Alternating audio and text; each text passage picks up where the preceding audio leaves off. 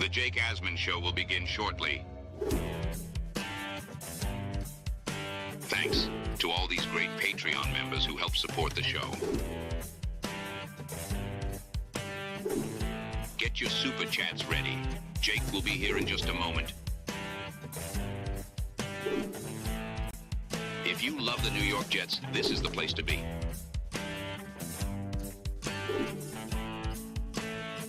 And now, the Jake Asman Show.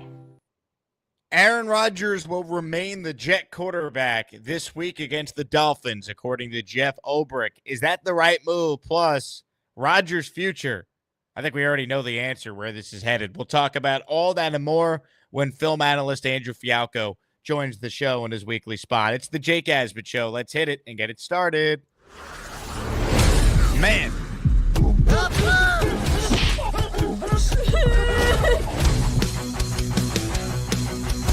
This is the same old Jets. We have Aaron freaking Rodgers. We have Garrett Wilson. We have Breece Hall. Please subscribe and hit the like button below. Super chat, baby. Cut the line. We have Sauce Gardner. We have Quinnen Williams. Now it's time to talk all things New York Jets. It's the Jake Asman Show. Here we go, Jet fans. Happy Cyber Monday. I want to do something nice for all the listeners out there. Even if you're not a Patreon member, for today only, code ASMAN15, you'll save 15% at jakeasman.com, jakeasman.com/shop. If you are a Patreon member, until the end of today, as it's been all weekend long, you will save 25% off all items in the merch store. So if you just want to buy a hat, a coffee mug, whatever, and you want to support the show, jakeasman.com/shop. Promo code ASMAN15 for today only will get you 15% off. Thank you to everyone who continues to tune in, despite the fact that this football team is driving all of us absolutely insane. Before we bring on Andrew Fialkow, let's update the Tankathon standings, baby. Unfortunately, after the game yesterday by the Carolina Panthers, who nearly won against the Bucs but couldn't get it done, the Jets, who were picking 5 going into the late window, are now back down to number 6 in the Tankathon standings. So there you go. Jets right now with the 6th overall pick. And let's say hello to Andrew Fialkow of JetsXFactor.com. Andrew, I appreciate you rocking pink today instead of any jet or white, or green or white, I should say, for the Jets. Yeah, I don't think I've worn any Jet stuff on the show in a long time. Oh man, yeah, I don't know, man. It's bad. It's not getting any better. But like we talked pre-show, I think there were some good things to take from the game. I think, and Michael Nania tweeted it like, he's like, I don't think yesterday could have gone better. The Jets lost. They know what Rodgers is, and the 2 players we drafted high played well in the past 2 years. So I kind of agree with that. I'm not rooting for losses per se, especially in the way we lost yesterday. But I mean, man, this team figures out ways to lose every single week. So it's actually impressive at this point. I'm pretty impressed. I mean, it just the stats about this year. I mean, it's actually historic what the Jets are doing. I mean, they're the first team in the Super Bowl era to be favored in 9 of their first 12 games and be 3-9 or worse. I mean, it's astronomically bad what this team is accomplishing. I mean, they've lost 6 one-score games this year by an average of 3.17 points. They've lost 4 games in which they blew fourth-quarter leads. It's not like this team's awful from the standpoint that they're being blown out and they're overmatched. They are systematically finding ways to lose every week. And even if you're the most negative Jet fan, even if you're the biggest Jet hater, I challenge anyone to actually say with a straight face they thought this team with the talent they do have would be 3-9 12 games into the season. It is just hard to fathom, but that's where we are right now with this team.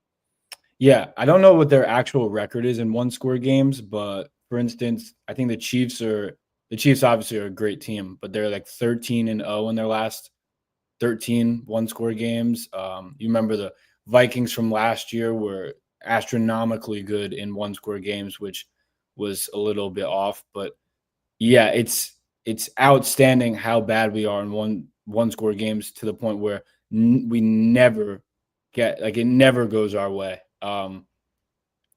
I don't even know what to say about the game from yesterday, because I feel like you could literally write a book on, and it could be probably around 200 pages of how the Jets have lost each week in these one-score games besides the Arizona game. It comes down to, and I feel like a couple of my friends mentioned it, and I try not to err on the side of one person being at blame, because we know there's a lot of people to blame for why the Jets are the way they are. But, man, we've had the ball down a score, I think, 5 times now, and we're 0-5 in those games. So just not getting the job done. When we said, hey, if we have Aaron Rodgers on the field and we're within 1 score with 3 minutes or less or 2 minutes or less, we love our chances. And I stood by that. I think you stood by that. And, man, we were wrong. So it's just truly unbelievable. But, I mean, that's where we're at. And, Ober comes out today. He says Rodgers is going to remain the starter. I mean, at this point, I don't really care if he plays or doesn't play. I don't see the benefit of benching him. I don't think Tyrod Taylor would make that much of a difference. Plus, at this point, with 5 games to go, if they lose, I'm not going to sit here and be that upset. We know a new staff is coming in. We know a new front office is coming in. And ultimately, every loss brings you closer to maybe actually getting in the top 5 and being in range for one of these quarterbacks, if that's what a new regime wants to do. So, to me, it is what it is, Andrew. But let's go through some of the Rodgers film, because I think there were still a lot of people, even myself included, that were open to the idea of, hey, if Aaron looks healthy down the stretch, he plays well. I could argue you bring him back for one more year with a new regime. Maybe you draft a quarterback, and then you could kind of use Rodgers as the bridge. But after what I've seen now in yesterday's game, the Colts game, the Cardinals game, 3 games in a row where he hasn't eclipsed 200 passing yards, the efficiency stats, which are brutal. I don't think you could bring Aaron Rodgers back, but I know you went through the film. So we'll break it down on your end, and we'll see exactly what happened yesterday, why a team that looked good early on in this game, 14 points, and then did nothing on offense and failed to score in the second half. So whenever you're ready, we'll go through some of the film here, because I want to figure out, from your perspective, what went wrong for Rodgers yesterday. Because, I mean, early on in this game, he was more mobile. He was running around a little bit. He did look healthy, but he was still missing throws that you figured if he was healthy, there's just no way Aaron Rodgers would miss. So everyone now could see your screen, Andrew. So whenever you're ready, you can start breaking down the film for us. Yeah. I also agree with what you said. I think he did look spry. I think the first drive or two, the touchdown to Devontae was really nice. Great ball placement. They've been doing that for forever. Funny enough, that freaking shovel pass touchdown worked to Isaiah Davis. I feel like that would never work for the Jets, but it did. But yeah, I think there's just a lot more bad than good at this point with Rodgers, and it's definitely like hurting the offense. I think I kind of tweeted that Garrett is going to be, it must be close to like crashing out at this point, because he's not had the QB play he thought he'd have now for the 3rd straight year. So it's tough, but I got some clips that kind of tell the story a little bit better, because obviously context is key. So this was the second play of the game. The Seahawks were the Jets are in. They're going to end up going to trip, so I'll just play it fully and then I'll break it down. So Brees goes in orbit motion. You have Garrett one-on-one, and he definitely had a step there. And Rodgers just, whether he overthrows, underthrows, he just doesn't seem to be able to complete these passes at a consistent level, and it's just not good enough at this point. This is not close to one of the worst plays of the day for him, but I still think it's one that he probably wants back and wants to make. So what you have here, orbit motion, a lot of teams will play Meg backside on a trips. So what that means is there's going to be 3 eligibles to this side. You're going to have this guy, Tariq Woolen, man everywhere he goes. That's what Meg means, man everywhere he goes on Garrett. Press coverage, Garrett hits him with a nice hezzy release and gets up the sideline and has at least a couple of steps of separation. And now why there's play action on this play, if it's a deep shot, I don't really know. I feel like it screws up the timing a tiny bit.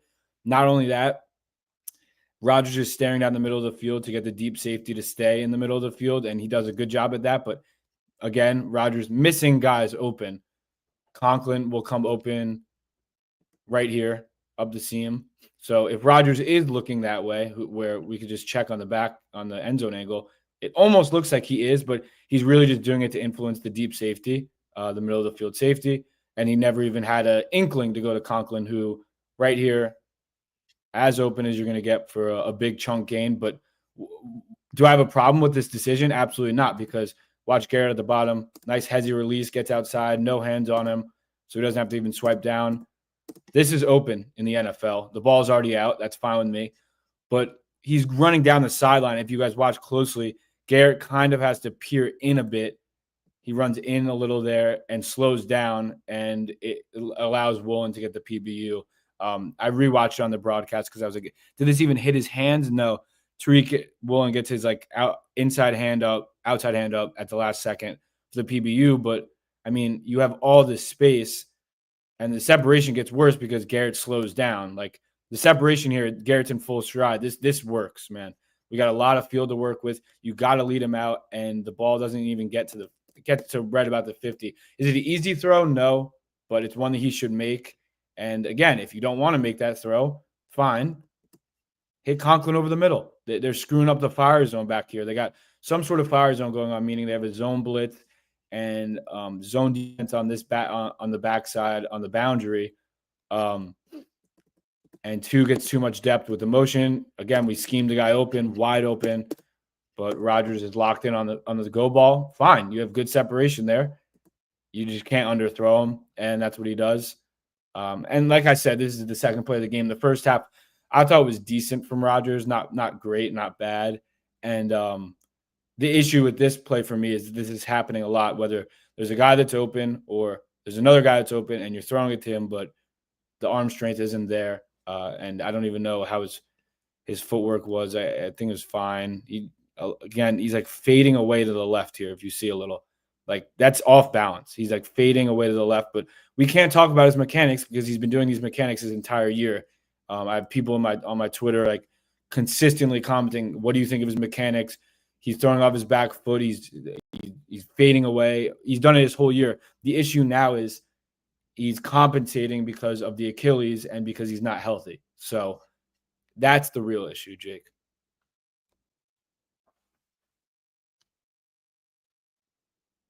Jake? My apologies. I muted my mic while you were going through the film. But I was just going to say early on, it looked like there was a concerted effort in the game to throw downfield, and he just wasn't hitting on anything. Like the knock on Rodgers the previous games is like they're not opening it up, and it's like, okay, well, no, he's not on the injury report. He's coming off a bye. Let's see this team take some chances downfield, and they couldn't hit on anything. And you look at the amount of targets that Garrett Wilson and Devontae Adams had combined for them to barely crack over 100 receiving yards. It's remarkable, Like it's inexplicable for those two guys to get that many targets and have those few passing yards. I mean, it's the third game in a row he's been under 200 passing yards. So it's brutal. If you're watching live right now, hit the like button. More importantly, subscribe to the show. We're doing a Cyber Monday special, trying to do something nice for all the loyal Jet fans out there as maniacs. Even if you're not a Patreon member, if you use code Asman15 for today only on Cyber Monday, you'll save 15% off at jakeasman.com/shop. If you are a Patreon member for today, it's 25% off. So take advantage. The Patreon code has been posted in the Discord and on Patreon. So there's a separate discount code for the 25%. For everyone else, Asman15 for 15%. We'll continue with the film breakdown, Andrew. I believe the next play you're going to show, to me, was the turning point of the game. Jets up 21-7, and Aaron Rodgers misses a wide-open Garrett Wilson. Break it down for us. Yeah, so, I mean, I'll play it fully like I always do, and then I'll break it down. But really good concept in the low red zone area. You really are never going to get this much separation and this good of a play call, in my opinion. So Downing does a great job. It's trips to the field side. So boundary, again, you're going to get probably locked on man-to-man, man-to-man. Here they're going to do a 4-over-3. So basically they're going to play a match coverage. So let's say 82, Gibson goes out. This corner will probably take him. It was kind of like the 2 read, if anyone was watching last week, that we went over from Sauce, where if it's an out, You're going to read 2-1, and then if Garrett goes in, this corner will have him. So they have the perfect play call for that. Garrett is going to run a slant, and Gibson's going to run a fake rub, like a flat, and then Garrett's going to run a slant and fade. So it's really, really perfect. Perfect play call. Again, you see Garrett going on the slant, Gibson going up like he's going to set the pick. So Garrett's going to just go the middle of the field. Boom, Garrett, great change of direction. 25 has no idea where he is. Garrett's wide open when the ball is released. How this is not a touchdown, I can't really fathom it. Saw people on Twitter saying Garrett was really slow coming out of his break right here, and that was the issue. Like he lofted a little bit. I disagree, and the ball is like barely touching him and is out of bounds. And they asked, I was not going to watch Rodgers' interview, but they asked him and they said, what was up with his play? And then he mentioned the wind, which is absolute BS to me, but whatever. My problem here, again, though, is great play call. We're scheming guys open. You cannot overthrow this. The worst thing you could do is overthrow it. You can underthrow this because there's no one within 5 yards of Garrett. You can't overthrow this ball. Like, it's just impossible to overthrow this ball. When he releases it, I think good timing. This is perfect timing. Ball is coming out right now. You have this whole area of the end zone to work with. I just don't understand, man. It's not a Rodgers throw that we've known Rodgers would make in the past. It's so easy, and it's way too easy of a miss. The timing's perfect. The route concept's perfect. Underthrow it. Maybe he comes back and interferes with Garrett, and we have the ball at the 1 yard line. The worst thing, or Garrett makes a great contested catch. Worst thing you could do is force him into this diving one-handed catch with the ball going out of bounds. Again, you guys tell me, or Jake, you tell me. I don't feel like Garrett's lofting it out of this. I mean, maybe he's not sprinting, but he's also wide open. So I saw some people on Twitter saying that. I didn't really agree with it. I mean, come on. They're in the red zone. You never get 6 or 7 yards of separation like that ever. Like, you got to make that throw. Like, we can't make excuses for Aaron Rodgers. If Zach Wilson did this, we castrate the guy. We tar and feather the guy. Like, Rodgers got to make this play here. And then it's obviously compounded by the very next play, which I know you're going to show. Right. The pick six. But, like, this is where the game changed. And before we get to this play, I'll even say this because, well, obviously this ends up being the turning point for the game.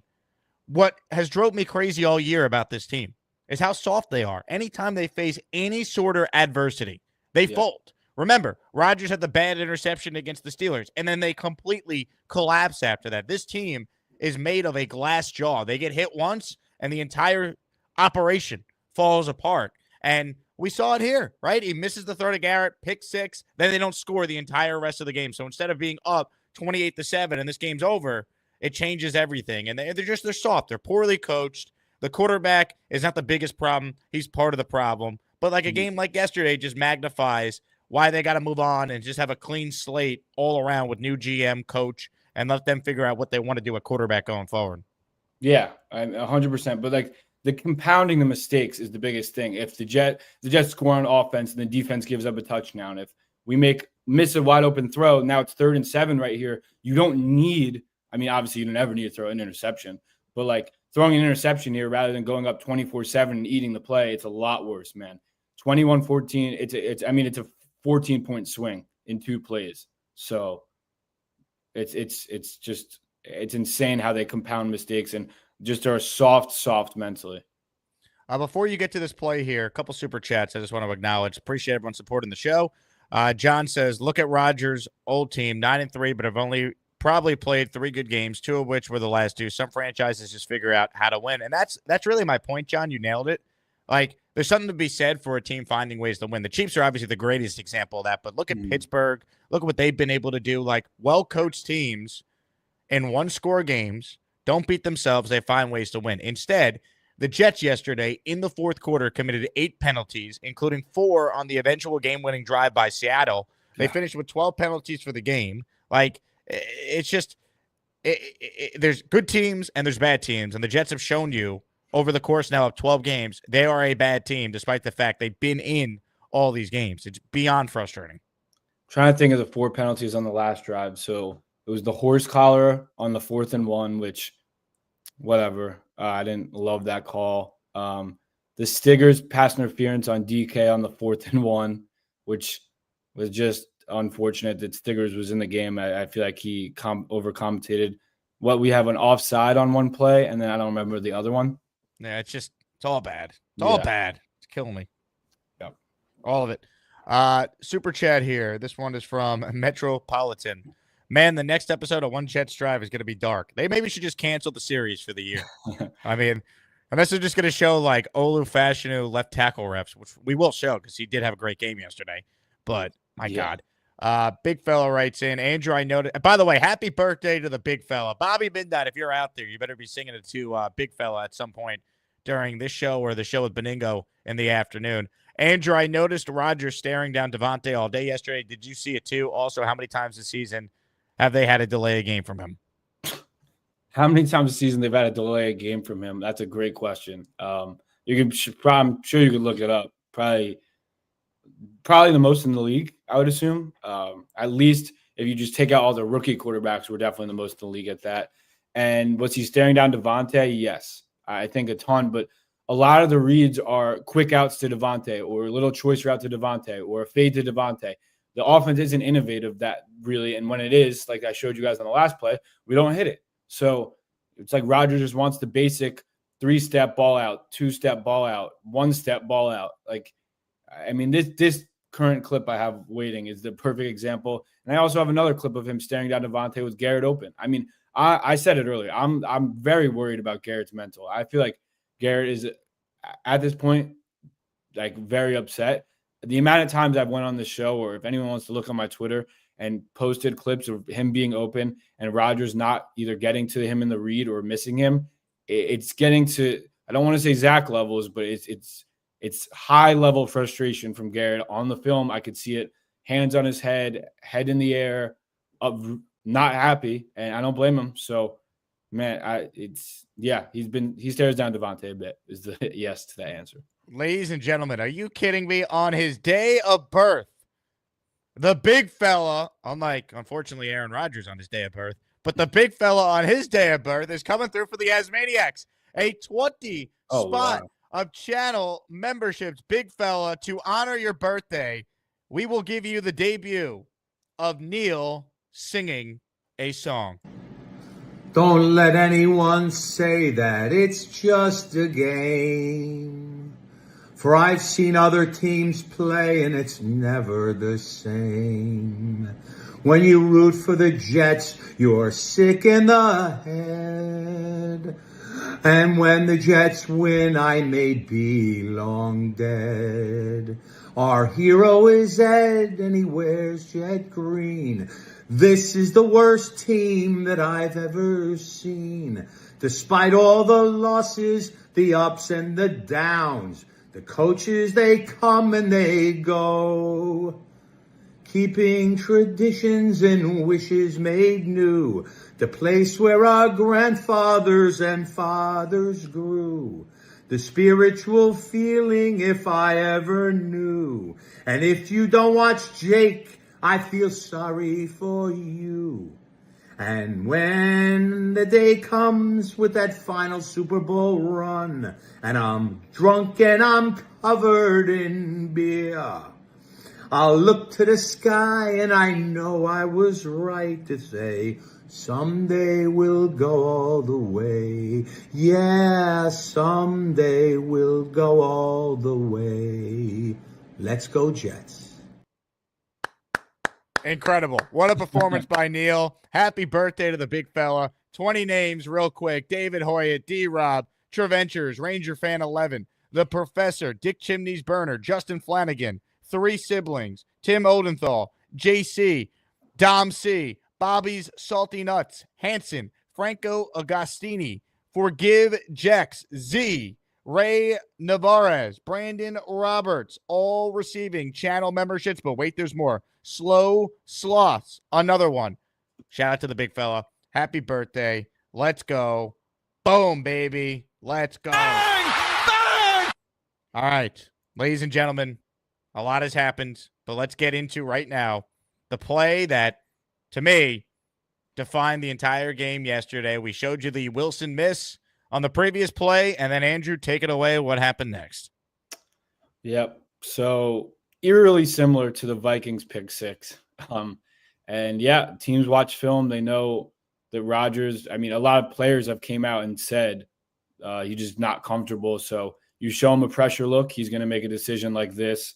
And yeah, so don't need to show Leonard running down the sideline. But what we have here is the Seahawks are showing 0. So that means there's no deep safety. They're showing man coverage all around the board. And what happens post-snap is, well, pre-snap, Rodgers already has a hot route on. So he has Devontae just running up like a clear out and Garrett on the slant. The issue is at the snap, they're not blitzing.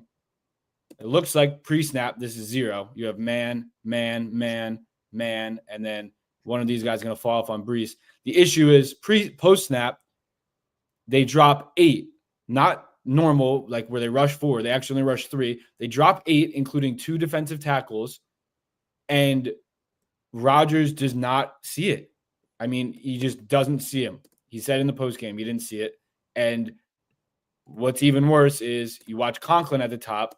If Rodgers just takes a second, doesn't take a one-step drop, and takes a second and say, oh, my God, wait, I don't need to throw this. They're dropping 8. There's only 3 guys coming.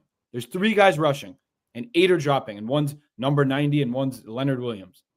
Tariq Woolen, whoever that is, falls off Conklin's release, God knows how, and Conklin is wide open for a walk-in touchdown. But Rodgers, fooled, freaking out, because he thinks it's 0, he needs to get the ball out immediately so he doesn't get hit, 1 steps, and I don't even like this throw in this look. Like, Witherspoon's right there, almost gets a hand on it, but Leonard Williams gets into the passing lane and gets a hand on it and runs it back for a pick 6. Now, Conklin, again, just to show you guys, whatever this release was up top, Woolen tries pressing him. He throws him off, falls down, walk-in touchdown. But Rodgers, again, it's just a mental thing with him. He can't hold on to the ball if they're blitzing 0, even though they're dropping 8. This is right out of the Brian Flores playbook from the Vikings game. And they get their D tackle, who we know very well, and Leonard Williams, up the field for a pick 6. And I mean, God knows how he scored here. I guess they really didn't have a chance, but not like he runs anything below a 5 in a 40. So it's really bad. And it's even worse that post-snap he doesn't realize and say, okay, they're rushing 3. We have 5 in protection. I can hold on to the ball and wait for something else to develop. This isn't here. Even when he releases this, I don't see how right now he's throwing this ball. It's not, I mean, you're anticipating this window to be open, fine, but it's not like Witherspoon isn't kind of in this window and you don't even get to your next progression. You could see Devontae also. He's just running up, clearing out, basically. He's not even looking back at him. Garrett's looking back at him. And really brutal, 14-point swing. I've not seen Rodgers fooled this many times all season, and he continues to get fooled.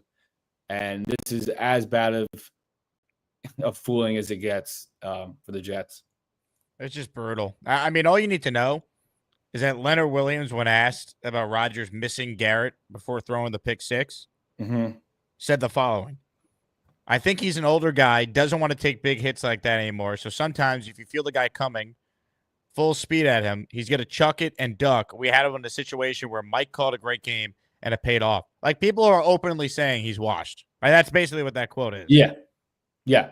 Basically saying he's washed, basically saying that if we get a free rusher, like if we show 0 and we get a free rusher, then it's over. The play's done.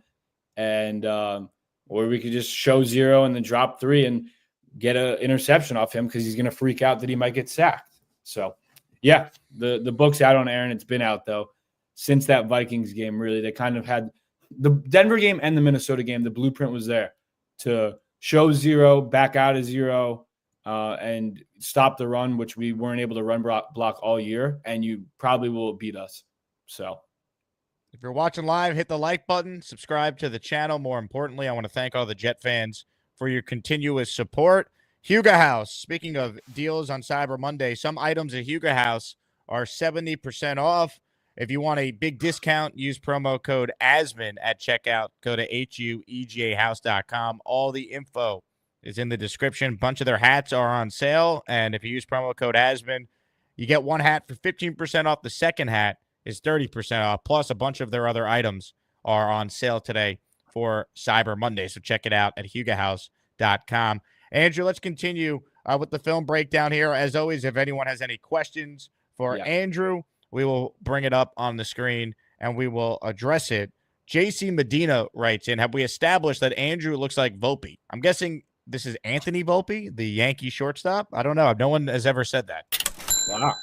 Have you ever gotten that, Andrew? I know you're a Yankees fan. Yeah, I'm a Yankees fan. I've never gotten that. I'll take it. Do you like chicken parm like he does? I'll make chicken parm a lot, and it's probably my favorite Italian dish. So yeah, there you 100%. Go. Super chat here from Snake, who writes in, will the Jets win another game this season? I think the answer is yes. The game that they're most likely to win is probably Jacksonville. But knowing the Jets, they probably still win 2 more games because it'd be too easy for them to only win 1 more game. Yeah, they're going to win. I mean, especially if Trevor Lawrence is out, then they're going to face Mac Jones. Is that in 2 weeks? That is in 2 weeks, correct. They play Miami this week, and then they play Jacksonville the week after. I mean, it's not out of the realm of possibility that they beat Miami the last week of the season. I think we talked about this, and of course, it's a home game. Miami in the cold narrative that doesn't need to be spoken about anymore. And I'm sure that won't be a costly win for the Jets at all. God knows that Rodgers will go out and he'll retire and be like, well, at least I won my last game, and we'll drop from 4th in the draft to like 8th. And he'll probably go Geno Smith that last game too, right? Perfect passer rating, unreal in his last ever game. It maybe as a pro. All the headlines would be, will he come back? The Jets should want him back. We can't run away from any of these things happening.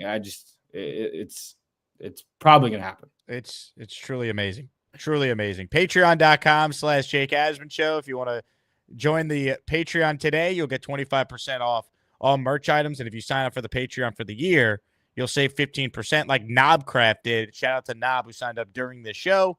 I have not sent Gator the list of names for December yet, so I'll give people till the end of today if they want to join the Patreon and get your name added to the intro for the month of December. Truly appreciate everyone's support. It's been a tough month. November was, with the Jets losing and all that, so thanks to all the real ones out there who continue to tune in and support this show. Let's get back to Fialkow's film review right now, baby. Here we go. More on Aaron Rodgers and this Jet offense that mustered 14 total points yesterday. Because let's remember, 7 came on the kickoff return, and they scored 0 in the second half. Andrew, we now could see your screen. Take it away. All right, so 2 clips left. This was the 3rd and 12. I just want to put out there, Carter Warren was really bad yesterday. I think he was terrible at times, and in the last 2 clips, it'll show that. Again, if you guys see Garrett's body language after this play, again, this is not going to be a long play. It was 3rd and 12. Warren right here gets beat inside immediately at the snap. Boom, gets beat inside. Honestly, good on Rodgers to get out of the pocket, but why he's locked on Devontae here? He's way too much of a veteran to not know that he has a dig from the backside of Garrett coming in. If he was in the pocket, outside the pocket, wide open, but he's locked in on Devontae and just throws it over his head. And you could see Garrett at the end of this play, like, damn, I'm just running cardio out here. I'm telling you, Garrett, after every play where he's open, doesn't get the ball, it's not looking good. I don't blame him. But, yeah, that's all. I mean, terrible rep from Warren. Just gets beat inside immediately. Good job by Rodgers. Right here, Garrett's like, okay, I'm going to come back to you, Rodgers. It's a little across his body, but this is a throw that he makes in his sleep. I'm coming in your field of vision, Rodgers. I'm right here. I'm wide open. And Rodgers, if you watch on the end zone angle, doesn't even look to the backside, not once. Staring at Devontae, and that's not a high probability throw, man. It's not. He wasn't open at all. This is not open. He's basically out of bounds almost, and Garrett was definitely open. So another play where I feel like the line let up on him, but again, he's staring at Devontae when I've seen him do it this season in the Patriots game. I've seen him do it his whole career. Right here, look backside, flip your hips, maybe step into it, or set your feet. He doesn't need to, we know, and get the ball to Garrett because man, this is way too open in the NFL with this much green grass in front of Garrett to not throw this ball. So just another rep down the drain of Garrett Wilson getting open. You know what's frustrating? It's like he clearly was healthier than he's been. You see him moving, running out of the pocket. Like we haven't seen Rodgers take off and run like this in weeks. So clearly he is definitely healthy, but he's not the same guy because the same guy would have made this throw in his sleep, as you talked about. Yeah. I mean, also, I'm sorry, Carter Warren, but like, what are we doing here, bud? Why are we this is one of the craziest oversets by a tackle I've ever seen. Like, you don't have to set again. Stop, like right there. And he's still setting as whoever 55 is just going to waltz inside, basically untouched. That's brutal. Shout out Keith Carter. So, but yeah, I gets out of the pocket pretty nicely. Where's your helmet at, Brett? Like Rodgers? Like, why are you not looking anywhere else? But Devontae streaking down the sideline, who's not open. He's basically out of bounds. It's not open. This is wide open. But I mean, not the worst rep. Like you said, it's one that we assume Rodgers would make in his sleep. All right, last Rodgers clip, and then we have some positive Sauce clips. He had a great game yesterday, and then we'll show you what Olu did as well, because Olu played very well at left tackle. Continue, Andrew. Yeah, so this was the 1st and 10. The Jets didn't get another yard, I mean, after this play, but not that they got a yard on this play because they didn't. Again, I don't understand, man. It's just not making sense to me a lot. But one, I mean, a really horrific rep again from Warren. I'll show on the back angle. I don't really understand his pad level. It's not even that horrible, but it's bad enough that look at Rodgers' feet when he senses a little bit of pressure. Happy feet in the air when he's throwing this ball. A hospital ball in between Devontae and Breece that could have got picked. And Breece literally gets bent inside out almost. Like that's horrible ball. You can't, that's a kill. You're going to get Breece killed. Almost gets him killed. What the real issue on this play is Downing again is doing a good job scheming Garrett open. This is 1st and 10. How this is not in the read, I don't know. If I was at the presser yesterday, I would have asked about this play. But again, they didn't see the film. You're getting Garrett a free release, no press. Fine. Garrett at the bottom. Double move. Wide open. Ball's already out. Everyone's going to write that. Okay. Which is why Garrett stops running. But why the ball is already out, I don't really understand. He's freaking out, again, because Warren gave up this pressure. But, like, maybe you could peer out here a little bit, reset, and give it to Garrett. Because look at Garrett, pissed off again, head in the sky. Like, what the hell am I doing? Running all these routes and getting open. Just so when I turn around, the ball has already been thrown. I don't know, man. I don't know how it's called in the game planning. I don't know where the first read is.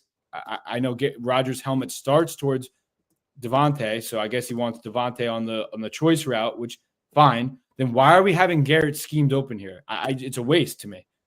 Double move, corner bites on it. It's flat-footed. Again, we're watching the bottom of the screen. Flat-footed corner, and he's wide open. I know the ball was already out, but look, right here. Hopefully Warren could latch onto this a little longer.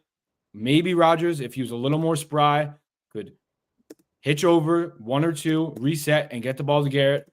But look, I mean, the ball is out right now, and Garrett is just in his double move. So timing's off. Blocking is horrible by Warren. I don't know what they're telling Rodgers or what Rodgers thinks the first read on this play is. It's clearly Devontae on this little choice route, which, I mean, whatever.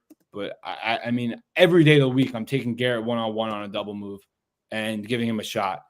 But we don't have the time to do it, and Rodgers wasn't even looking at it. So it's just this play that Breece literally almost could have broken his neck on. This is, I mean, a horrific hit. And where's the help for Warren? I'm not really sure because it seems like he was getting beat all game. But after this play, there was the screen to Davis and then the sack. And then for some reason, the Jets didn't call a timeout for 45 seconds. Didn't want to reset. And then the go ball to nobody in the end zone. So that was the sequence of plays after this one. Just a great way to lose again. It's just unreal. Like, what is this? It's just. I don't know what it is, Jake, because I understand now from rewatching it again that right here he's looking for Devontae to go on an out or an in. There's a choice route. Fine. But why we have our best player sprinting past the guy on a double move if he's not even in the freaking progression? And then Rodgers is pissed. I don't know what he's mad about. Look at Rodgers right here. What the hell? I don't know what he's mad about. I mean, I don't know. I don't really have answers at this point, so I don't know. All right, give us some good Sauce Gardner, because I thought Sauce reminded everyone why he was a 2-time first-team All-Pro yesterday. Yeah, Sauce had a great game. He gave up that one reception, which was a great coverage. Ball. Yeah, perfect ball from Geno. You can't really play it any better. Great rep here on the goal line. 3rd and goal. What you're IDing for DK here is either a slant or a fade. That's really the 2 routes it's going to be, especially if he's keyed in on Geno's drop. I think Geno takes a 1-step drop. Really good job from Sauce here. Gets the 1 press on. Keeps his hand inside. What's interesting here is this is even a good ball by Geno, because he sees, okay, DK has no separation. I'm going to try and put it on his back shoulder. Sauce is just too lengthy, too smart. Gets his inside hand all the way around DK for the pass breakup. This is all pro level stuff, because a lot of other corners here would just get boxed out and they wouldn't be able to get their arm around. Sauce is too lengthy, does a great job staying in phase while DK is boxing him out. Like DK's like, okay, I got pressed off the line. My route didn't work. I'm just going to try and use my body to box him out. Good back shoulder ball from Geno, but Sauce is way too long, way too smart. Great job getting his inside hand in, and really just a great rep from Sauce there. And then this one was also a great rep here.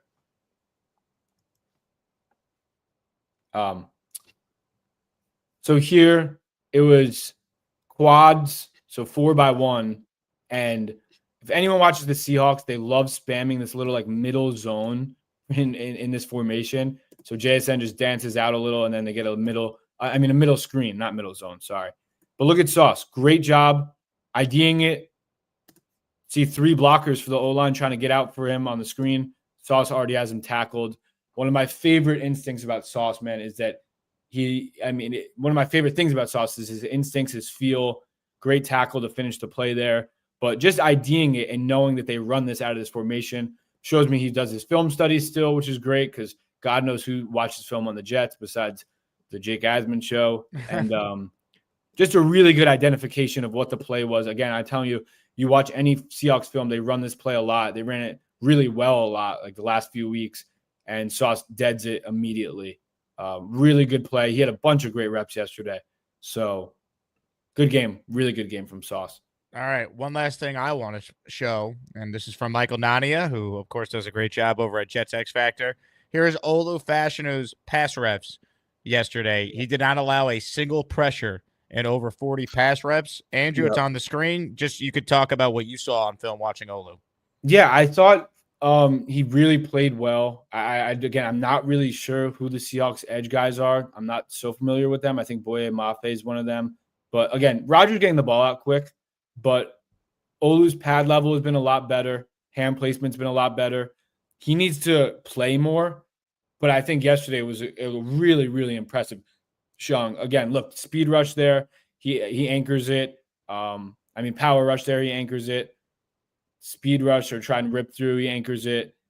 Really looked spry on his feet. I thought he looked quick first steps. Again, they got him moving there like that.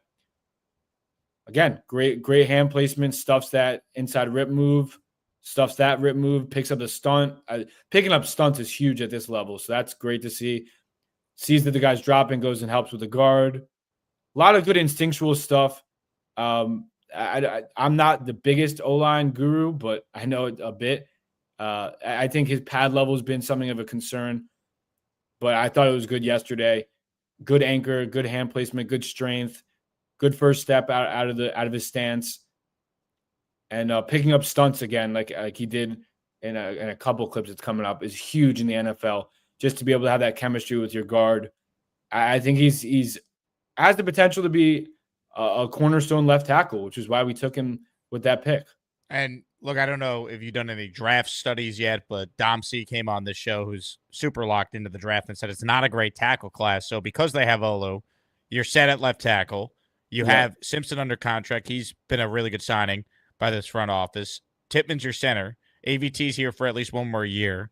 they could figure out right tackle. I think maybe they should bring Moses back on a 1-year deal and look to draft someone that could eventually be the long-term answer there. But, the point is, one of the selling points of this job, I believe, is that you do have 4/5 of your O-line already in place, including a really high-end left tackle. So that's promising for this next coaching staff. Yeah, it's rare. It's super rare that we've had this continuity at the offensive line. And I like Simpson a lot. I like Olu. I like Tippmann. AVT is very solid if he's healthy.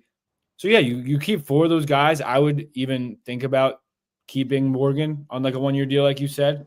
I'm not really sure what the market looks like for right tackles in free agency this year. So if you get Morgan on a cost-friendly deal, that's a no-brainer.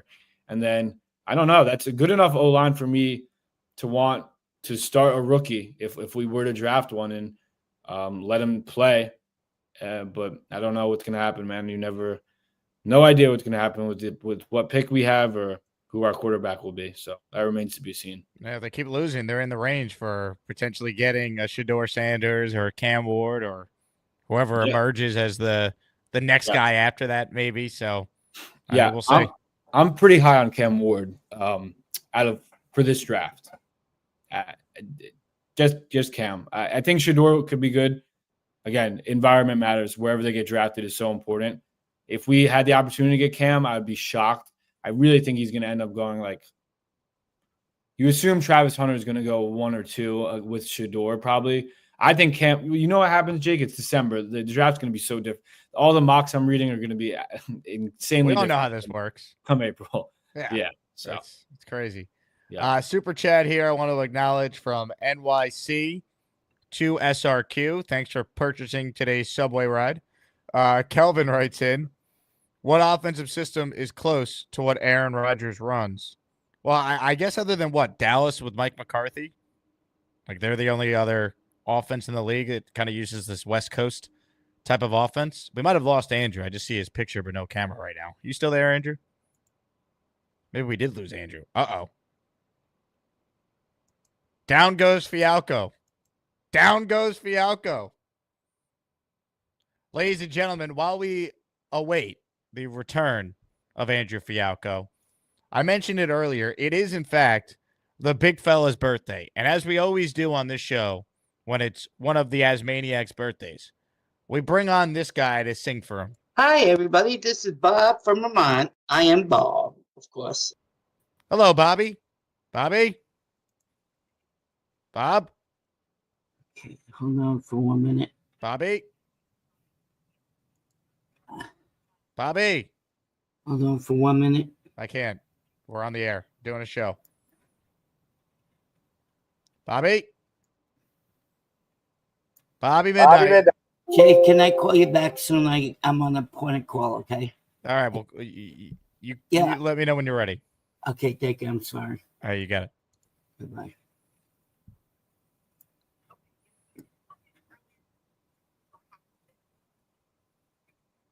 Yeah. Yeah. Yeah.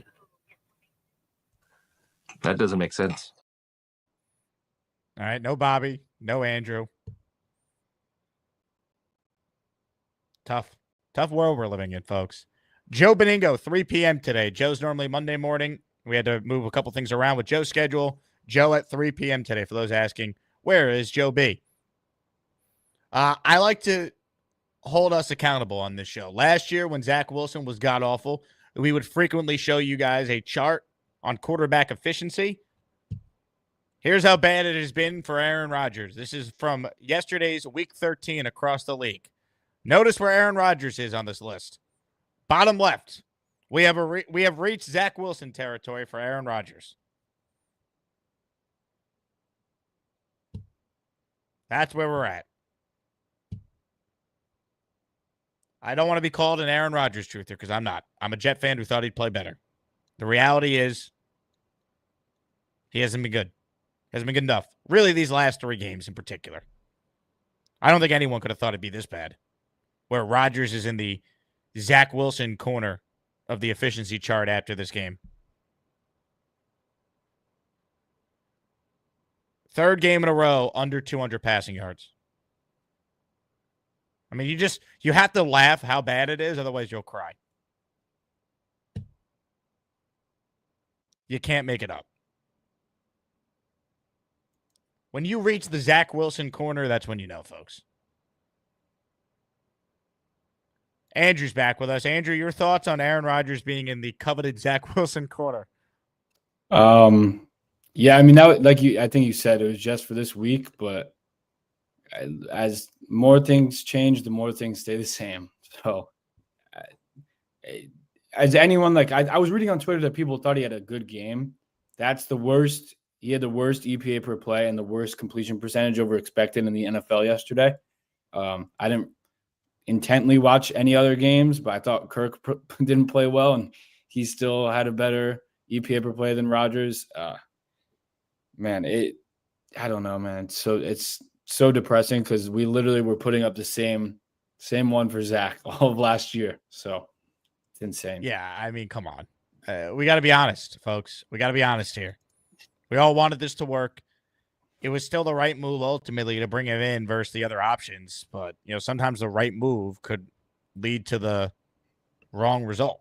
I think that's what we have here, He got hurt, and I guess we'll never truly know how devastating that injury was because maybe he still would have been able to be a top 15 quarterback had he never gotten hurt. But we'll never know just how much that injury and coming back from it zapped him of him being still, if not a top 10 quarterback, just even an average quarterback. And at times he's played like an average quarterback in a few moments here or there where he's been above average. But then this year has just been really an unmitigated disaster. And there's just no justification given the cap ramifications to bring him back even as the bridge quarterback with the new regime.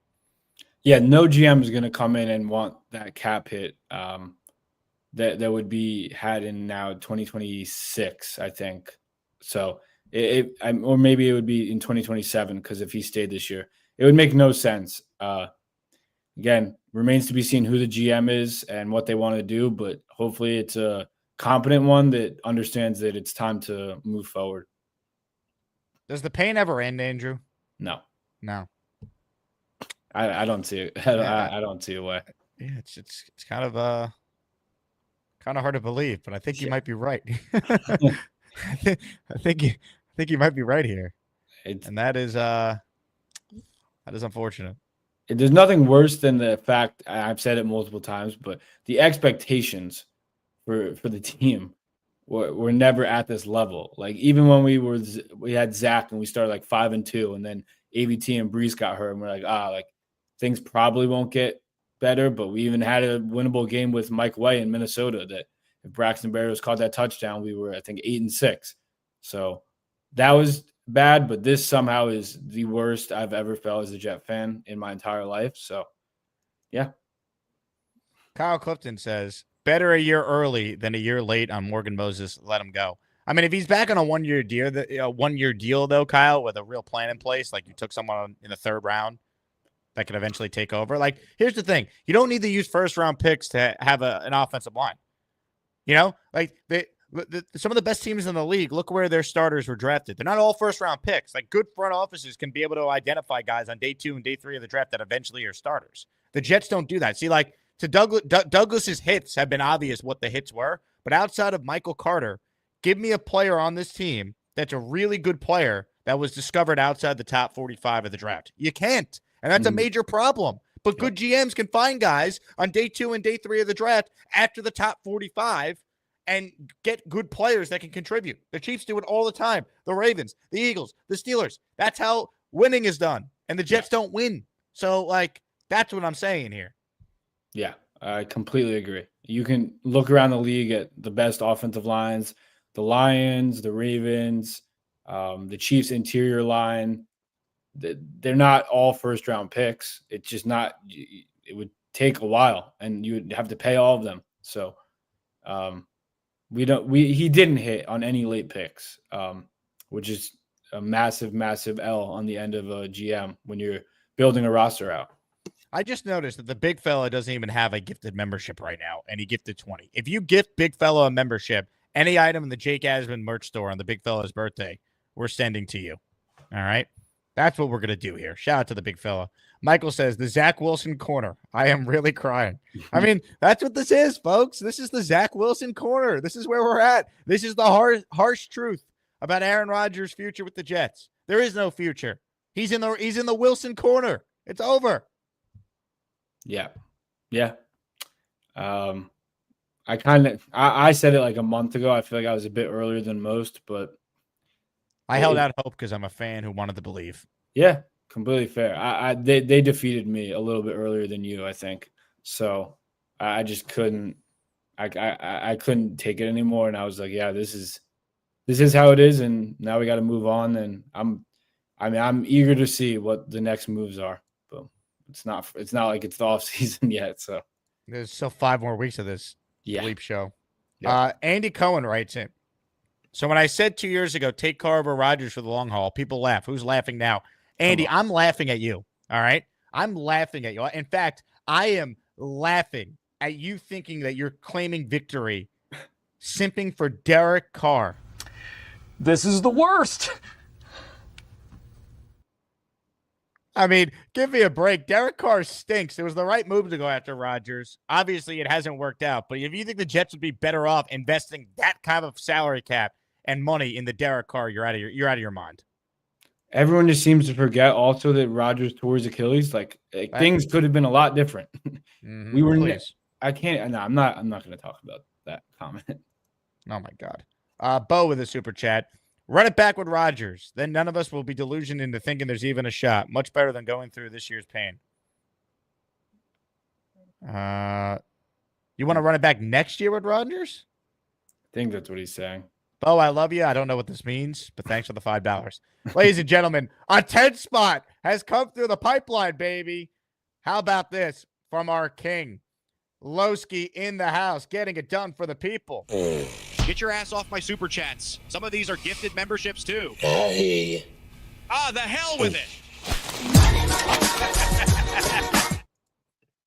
Here we go. If you hear your name called, you thank the great King Lowski.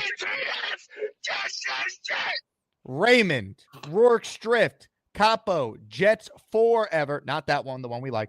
Jay-Z Jet fan, Michael Dinapolis, Cliff Burlew, Boba Jet, Christ the Flash, Shy Talk, Mike Elzinga, all receiving channel memberships from our king himself, the great King Lowski. All right, Andrew, it is that time. It is time to honor one of our own. It is time to sing for the big fella's birthday. And to do that, we say hello to... Hi, everybody. This is Bob from Vermont. I am Bob, of course. Hi, Jake. Sorry, I had an important call to take. It's okay, Bob. It's okay. Hi, Andrew. You look good in pink. You know that? Oh, here we go again. Here we go, Bobby. I wear pink shirts sometimes. Calm your freaky down. I say I wear pink shirts. What's wrong with wearing pink? Calm your freaky down. Hey, Jake, I'm ready to sing. Stop embarrassing me, okay? I'm singing. Okay, big fella, this is... Calm your freaky down. Big fella, this is for you, my big friend. I love you. Happy birthday to you. Happy birthday to you. Happy birthday, big fella. Happy birthday to you. And I hope you have many more. And I have a great day today. How's that, guys? All right, Andrew. Yeah, we went to, you hear this day we had yesterday? Nate picked me up at 2 o'clock in the morning to go to the game. And I get to meet Addison for the first time from California. I got to meet him. Oh, nice. And you wouldn't believe who I met, Jake. Tom Ace. I know Tom Ace was there. Yeah. He works for MSG. That's why he can't call him. Stop doxing the guy, Bobby. Yeah, but he can't do that anymore. You're making it worse. Well, what does that mean? What's that word? Just stop talking about Tom and what he does. Oh, okay. Yeah. Okay. I shouldn't do that. I'm sorry, Tom. So then, yeah, they picked me up at 2:30. We got down to met Life about 9:30. We met a lot of people. We went We the People. I met Jay Quest. He knocked me on my ass and hurt my shoulder. Because Why won't you let me play the footage from that, Bobby? It's funny. No, I'm not gonna. No, I hate it. I saw it. Thank you, Gator, for nothing. I appreciate it. Nothing. You gotta laugh at yourself, Bob. That's No, funny. I'm not. No, I don't like that one. No, I'll pay you to be able to play it on the show. How much? How much do you want? How much you offer? Let me see. You know what? You make the initial offer. Okay, $100. $100? Are you nuts? How much are you gonna pay me? I'll pay you $10. No, more. I'll pay you $20. No, more. More than $20 to play a video of you falling on your butt that we're gonna play a couple times in the show. Well, Laugh and move on to the next absurd thing that happens on this show. I'm a capitalist. I am too. But $20 is a lot of money. It's more than I make in a month. All right, $20 it is. All right, so $20 and I could play it. Yeah, play it. Just play it now. All right. I have to get it ready to play. It's not like I can just press a You button. better not take me off. Oh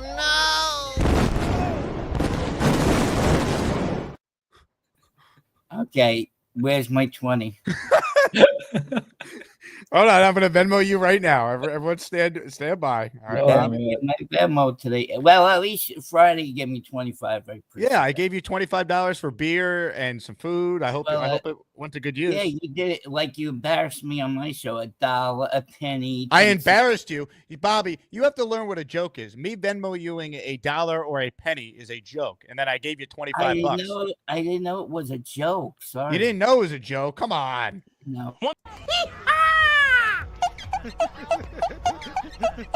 Oh no! That's my winter coat. That was me. Bobby, how'd you fall? Andrew, can you break down the tape here? Oh no! Because after he dry humped me, I lost balance. I told Jake? What did I tell him for the whole week not to do? And he did it. You told him not to dry hump you? Yeah, not to dry hump me, but he did it. Oh no! Thank you, Jake. I found it. Thank you. Ladies and gentlemen, Bobby Woodruff is $20 richer. Well, I'm a capitalist just like you, so. Attaboy. Do you like the caption I used on Venmo here? What is that? The great fall of Bobby the Knight. That's fine. Okay. Okay, so yeah, no, we had a good day, except the stupid game was horrible. We were winning we could all believe we were up 21 to whatever it was, and then we lost. It was horrible. Yeah. I'm sorry. I hope you had fun. And we had fun with I met Addison. We got a big slice of pizza. You had to see how big this pizza was, Jake. It was the size of my head. Wow. That was how big it was. It's from, I forgot the one. We couldn't go to Sal Carmine's because we were really in traffic coming out, And he had to get the car back. He drove from Vermont back to New York. You believe it? I believe it. I know, he's crazy. I told him, I gave him $20 for gas. Because I'll tell you later. Yeah. Big Fellow writes in, thank you, Bobby. Now my birthday is complete. Love you all. You are the best. I love you too, big fella. That's why everybody who gets a birthday, I stayed to Addison 3 times on his birthday. It's Aaron Rodgers' birthday today, Bobby. Now, who cares about him? He could go get a birthday kick himself or go smoke some ayahuasca. I was impressed with how you sustained this hit. I mean, you absorbed the contact better than Rodgers has. Oh no! I messed up my shoulder. It's killing me today. Really? Yeah, it hurts, man. They had to put ice on. I met Hank G from Canada too. Oh wow. Yeah, he came down from Canada. Oh yeah, he put ice on me. I had 2 screwdrivers yesterday and some ayahuasca. Some ayahuasca, Wow. of course. Yeah, that was good stuff, man. I still feel like, oh my God, my shoulder still. But we had a great time. Yeah, Happy to hear it, Bob. Well, thank you for calling in and singing to the big fella. Well, You did a you great know, job. I have to do that to my friends. Of course, and you made yourself $20 out of it. It's a pretty good start to your day. Well, you begged me to have it play, so I think we negotiated a fair deal. You wanted $100, and Yeah. we agreed at 20. Yeah, 20 is fair. I agree. All right. Okay, Any you other thoughts, guys Bob? Are you good? No, I'm fine now. Thank you very much. All right. Andrew, it was nice talking to you today. Always the As same, usual. Bob. Who's on today? Joe Beningo at Friday. 3 p.m. What? Joe Beningo, 3 p.m. Oh, yeah. I wonder how they stink. I don't care about this team anymore. Are you going to let us talk to him at least or no? Can't Maybe. do it. Okay, maybe. Okay. All right. See you later. That's a deal. That's a deal. I'll take maybe over now. Okay, bye, guys. All right. Farewell. Well, you know that Alan's a lion crap of crap. You should check out my new hat. The Jets are freaking awesome. Bobby.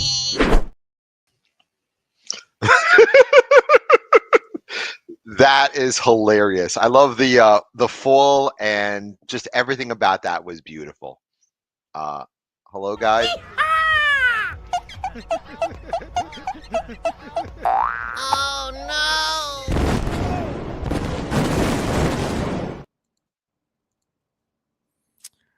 That's enough, Alan, for today. Andrew, great job. That, by the way, Alan, I've never seen Alan with a HD camera and a headset. Yeah, you know what? We have to maybe look into this. Alan, what's going on here? What's up with the new camera? No, I decided to actually use my computer to talk to you guys today because you can't hear me on camera. You can't hear me on my phone. First of all, Andrew, I expect you to do some film on my boy Cooper DeJean's body slam yesterday. That was beautiful. Okay, so please do that. Couple of comments. By the way, Green Bay's left tackle is a 7th rounder, and their right tackle is a 4th rounder. So Was it Zach Tom and Zach Tom is the right tackle, and Rasheed Walker is the left tackle. Okay, so Bonesy, Carter Warren, that great 4th round pick, he sucks. Thank you very much. Does he suck, Andrew? Yeah, I mean he looks super rough out there, man. Okay, couple of comments. First of all, Jake, I know that you want Mike Vrabel, but after Ryan Day shit the bed on Saturday, that's where Mike Vrabel ends up. He will be Maybe, in Ohio but State. I did hear Vrabel do an interview. I forget which podcast. I got to go back and look because I saved it, where he basically talked about how much he despises the way college now does recruiting. I don't know if he'd want that job. I think he would take that job because that's his alma mater. I understand the part of recruiting. It's a different job, though, man. That's why you have all these great coaches in both basketball and football, for example, stepping down. They will pay him all the money. I get it. With but the he's new gonna get NIL. Paid, I get it. But he's gonna get paid a crap load to be an NFL head coach again. I don't think it's as big of a lock as you think. One, that they even fire Day, and then 2, if they fire Day, that Vrabel's automatically their number 1. If Day doesn't win the championship, he will get fired. It was on part of my take. Thank you, John. Vrabel said he doesn't want to recruit. If he doesn't want to recruit, he's not being a college coach. Okay. One other comment. I didn't watch the game yesterday. I happened to be on a flight coming home, so I actually watched the Steeler-Bengal game. But I'm not going to rip on the team because I didn't watch the game. But someone needs to explain this to me. What is the purpose of Aaron Rodgers playing another second for this team? Honestly, what is the purpose? If you're rooting for losses, I mean, no, but in general, what is the purpose? I don't get it. Why not even just think about just changing things up? I don't understand what the purpose is now. What's the I'm not going to alternative? rip on the guy. I don't get it. Well, So the Samini alternative is had playing- a good tweet on this. He's like, what does benching Rodgers accomplish? It'd be a different story if they had a 1st-round pick on the bench. The season's lost. Let the man ride it out and try to go out on a positive note. But when players on other teams are making fun of him and he's considered a joke around league, sometimes you have to just like read the room.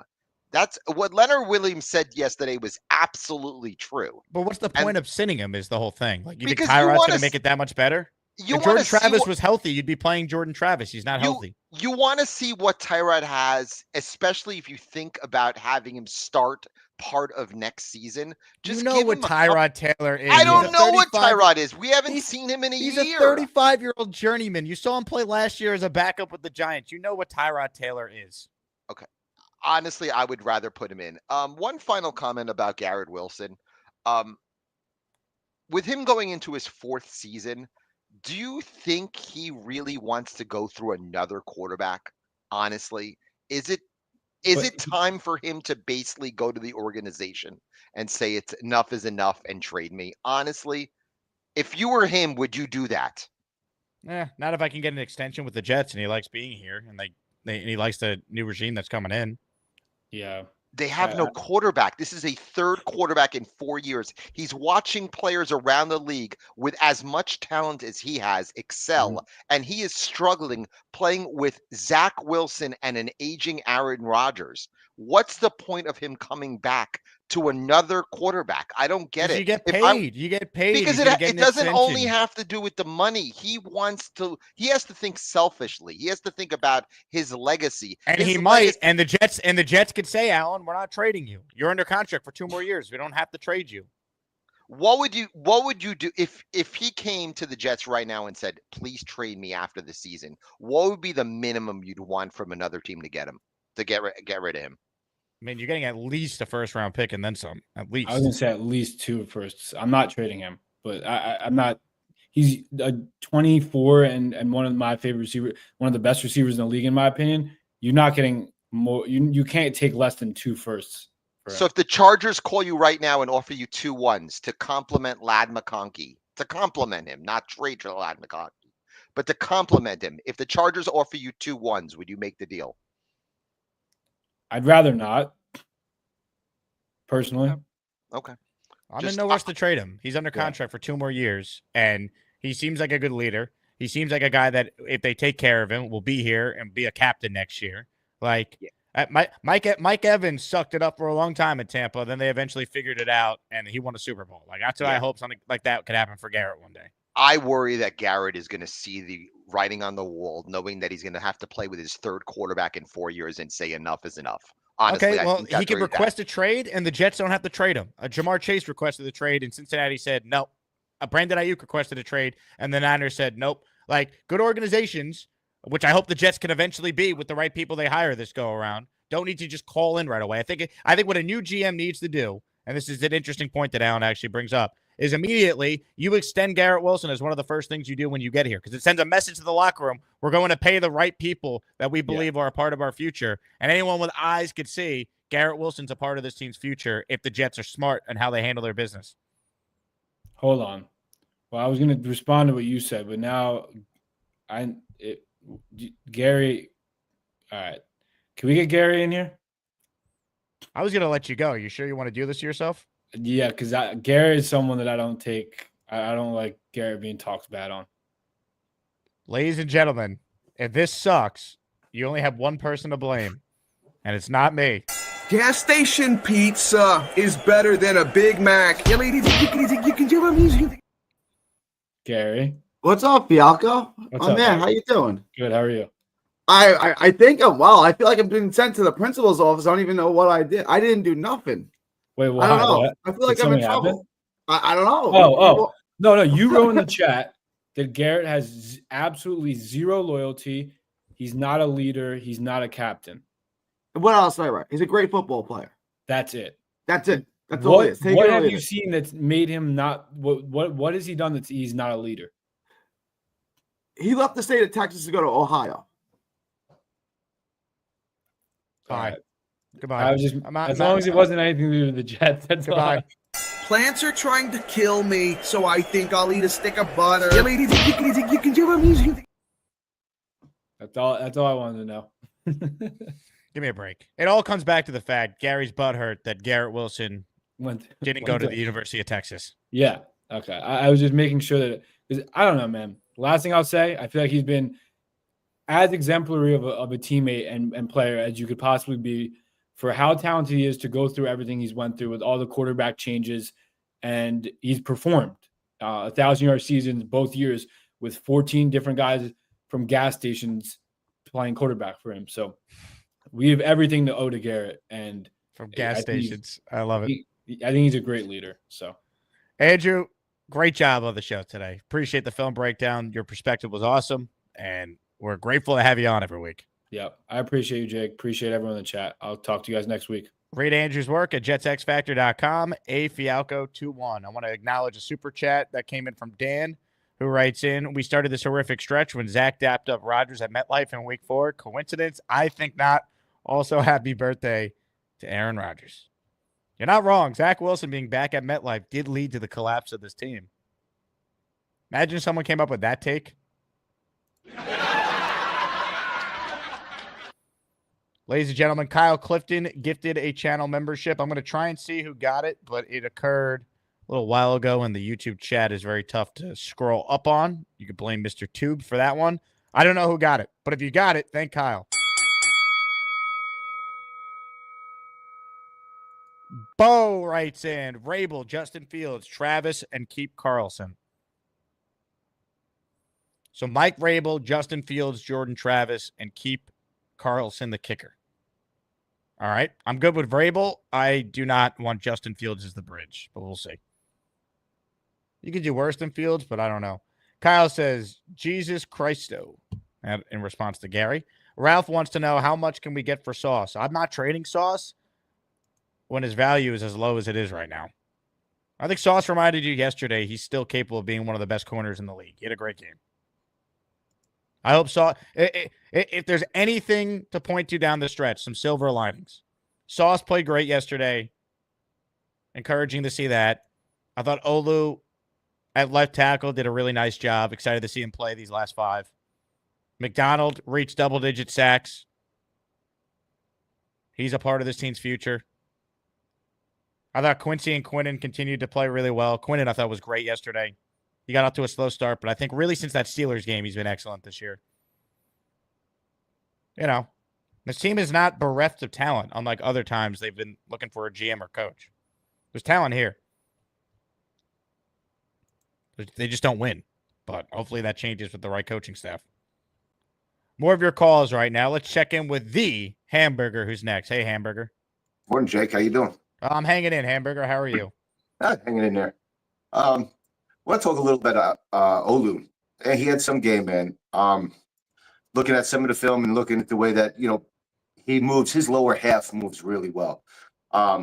He's really able to pick up like on a block the guard and then get over on the tackle real quick, or pick up a lot, an end coming in.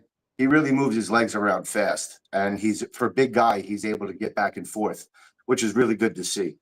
With Aaron Rodgers, we still didn't see anything that shows us that he can be back next year. So until he shows otherwise, in my mind, he's not coming back. Even at this point, like, if he plays great against the Jags, does that really mean anything? Like, if he wasn't going to play well off a bye week where he had time to get healthy, like, we got to be real on what he is at this point.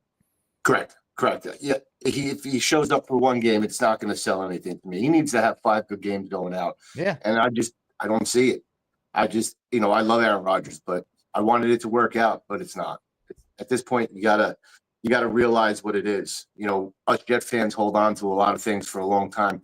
Same with like Met fans. Like, we hold on to things and we don't want players to go. We hope for the best, but in reality, it's just not working out, and it's time to cut bait, I think. But listen, happy birthday to the big fella today. Amen. Yeah. And I don't get why Allen wants to trade off like Garrett Wilson. I don't get that. We have core players on the team that a coach is going to come in next year, and he's going to be thankful that he has the core players that we do have. And it's going to give a good building block for the GM that's coming in. So I don't like getting rid of Garrett Wilson. I don't like getting rid of Sauce either. Sauce had a good game yesterday. I was impressed with him yesterday. But again, he's got to put that together for the last couple games of the year, and hopefully he can get back to the way he was playing last year and the year before. But I don't know, man.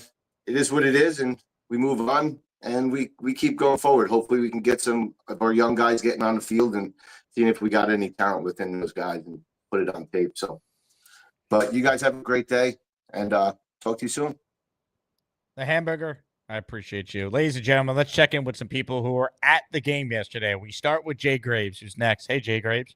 Hey, I'm still defrosting, as you can see. It was Jay Graves, cold. Okay, I have to get right into it with you. What was your reaction when you saw this?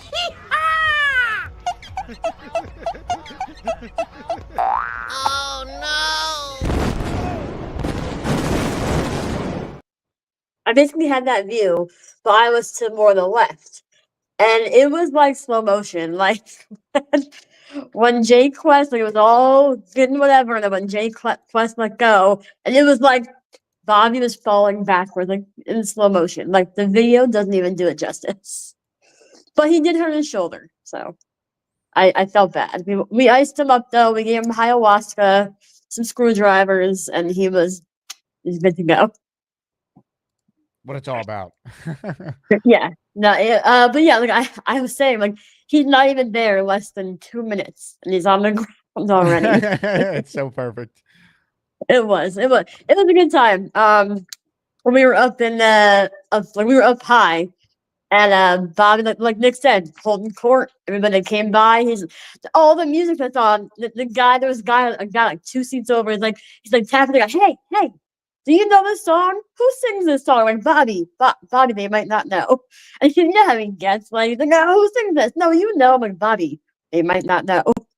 But it was a good group. It was cold as crap. It actually wasn't that bad in the parking lot for the tailgate until about noon, and the wind kicked up, and then it got real cold. Well, you know, as Roger said, you know, the wind, that messed up everything. You know, that swirling wind. But yeah, it was a good game. For the company, not for the game itself. But I did like watching Will. You know, I can't wait to see Will and JJ next year. I hope there's some good bookends for us. We'll see what JJ comes off his Achilles like. I mean, was it who was one that was rehabbing with Rodgers? Was that Dobbins? Yeah.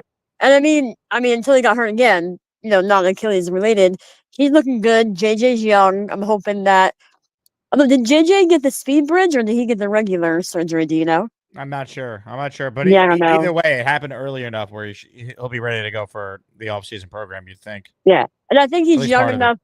I think he's young enough. He'll bounce back. Like, I mean, we all say Aaron with his Achilles last year. Like, that could be part of it. It could just be being old. It could be a combination of things. I'm really just not sure. So I'm hoping that this Achilles recovery is not indicative of what JJ will be because he's young. He's got that young. I'm not even. I'll be 40 in January, and like when I hit my 30s, man, your body just is different. You don't look a day over 25, Jay Graves. Oh, thank you. But I was playing football with some nephews, and I like jammed my thumb. You know, when you're young, you jam your finger a couple days, you're good to go. That bitch hurt for like a month because your body just doesn't recover. Yeah, that's right. I roll over in bed the wrong way, and something hurts. Like it's just different when you're old. It sucks. But I am looking forward to JJ's young. I think Will and JJ will be amazing bookends. We got Quinnen.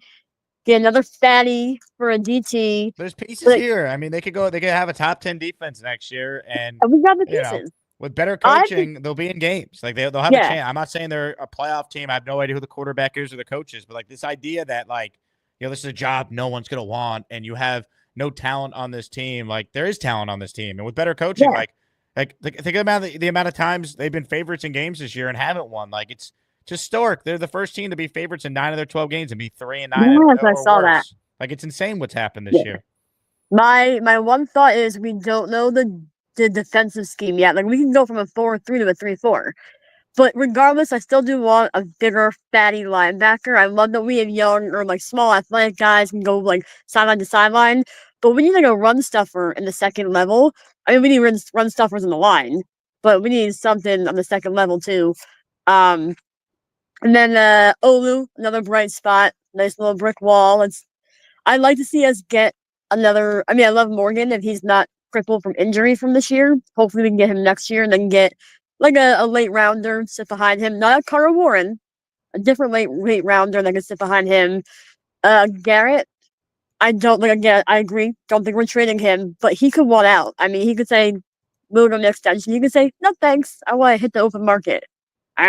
He could, yeah. I mean, but it doesn't mean they have to trade him. Yeah.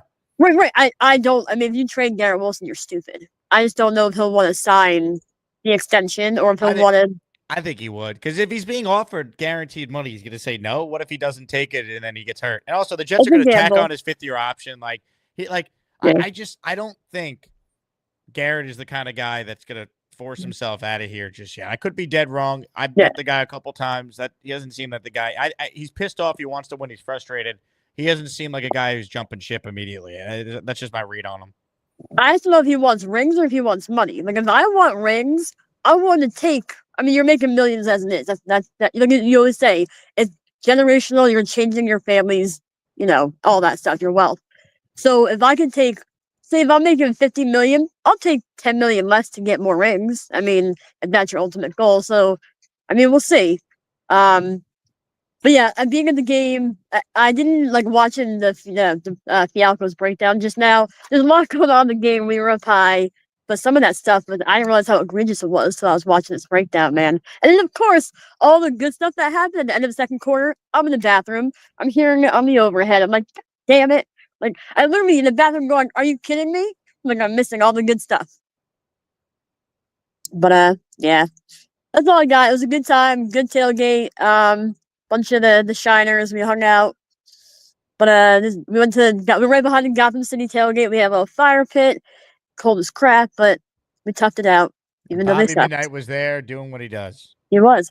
And yeah, I mean, give it up to Nate and Addison, man. I don't know how they did it. Basically 24 hours.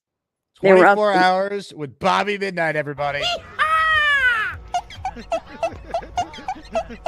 Oh no! Some are calling my purchase of the rights to play that video for $20 one of the great deals in the history of this country. I would put it right up there with the Louisiana Purchase, honestly. It's probably, if we're being honest, Louisiana Purchase 1, Jake Asman buying the rights to the Bobby Midnight Falling video number 2. That's my personal rankings. Fiore with a super chat might be open to Cliff Kingsbury getting another shot. Develop quarterbacks, runs a good offense, maybe learn from the last time. Could do worse than him. Yeah, I'm not anti-Cliff, especially if you're picking in the top 3 and you might go quarterback, right? He has experience. It wasn't a complete failure in Arizona. He made the playoffs one of the years out there. He might be a better OC than head coach, but at least he's an offensive guy. I mean, I don't know. I'm so down in the dumps right now. Like, you tell me basically anyone, I'd be like, yeah, he's better than what we have, because that's how bad it is. I think Cliff has definitely warranted another interview, though. C with the super chat. Garrett said in an article with Brian Costello 3 days ago he wants to be a Jet long term. It's on Coz's Twitter. Yeah, I mean, Garrett's going to say the right things. That's what he does. All right, more of your calls right now. Ladies and gentlemen, we have not heard from this guy in a long time. But you know he has the passion. Ladies and gentlemen, the King is back. King Lowski's up next. What's up, King? Jake, my brother. Jake, my brother. It's always good to see you, my brother, but I hate seeing the damn Jets. Let me just say this. That video you got was better than Tesla stock, Microsoft stock, and all types of Google stock. You hear me? That video of Bobby Midnight will go down in history, okay? That was one of the great purchases from the man, Jake Asman. Let me just say this first and foremost, man. This soft ass team here, man. This is my only saving grace right here, baby. This right here is my only saving grace, and it was keeping me sane. Yeah, let's go, baby.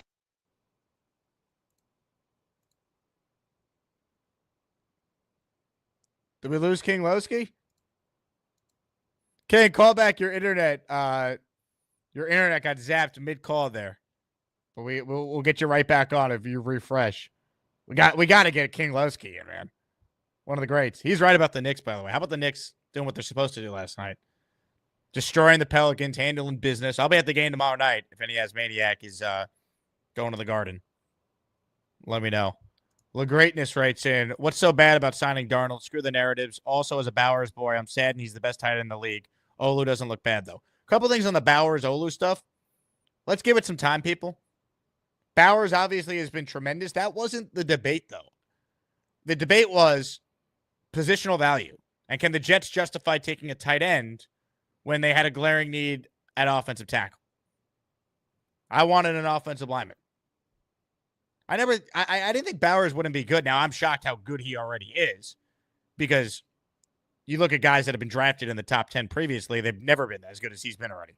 He's an awesome player. Let's acknowledge that. But I also still believe Olu was the right pick. And after watching Olu yesterday, I feel good about what he is. I think he's going to be a really good left tackle. There's more value to me in having an elite left tackle than an elite tight end. That said, let's see how it plays out. I think we can look back on that decision and be like, yeah, Bowers is really good. Good job by the Raiders, and good job by the Jets getting Olu Fashanu. We'll see. See, people want the hot take. Oh, how do they not take Bowers? What would the Jet record be with Brock Bowers right now? I bet you would be 3-9. You know? Look where the Raiders are with Brock Bowers, by the way. They're 2-10. Just saying.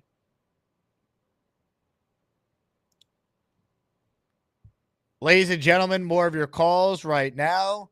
Another guy who was inside the world's biggest air conditioning unit yesterday is on the line. Jayquest is up next. Hello, Jayquest. What's up, Jake? How you doing?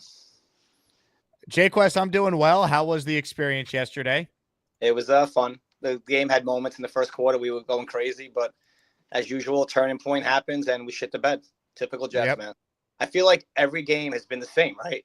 Like we're in it, we have a chance to win, and we just shit the bed. And like, you flip a coin for these games, we win half the games. You know, it's just crazy. And like the turning points happen. The Bills games, you know, not scoring, the first and goal from the 3. That was the not the Bills game, the shit's falling, the Pats game. But all these games, if something happens, the Steelers game, he throws a pick, the game gets ruined. Let me get to Bobby Midnight real quick. He was wishing me to hump him all week, Jake. All week. Oh, Jake West, can you hump me today? Can you hump me when you see me? He comes out of the car, you see the play. He comes out with his arms open. Can I review the tape real quick? Yes, go ahead. All right. Oh, no.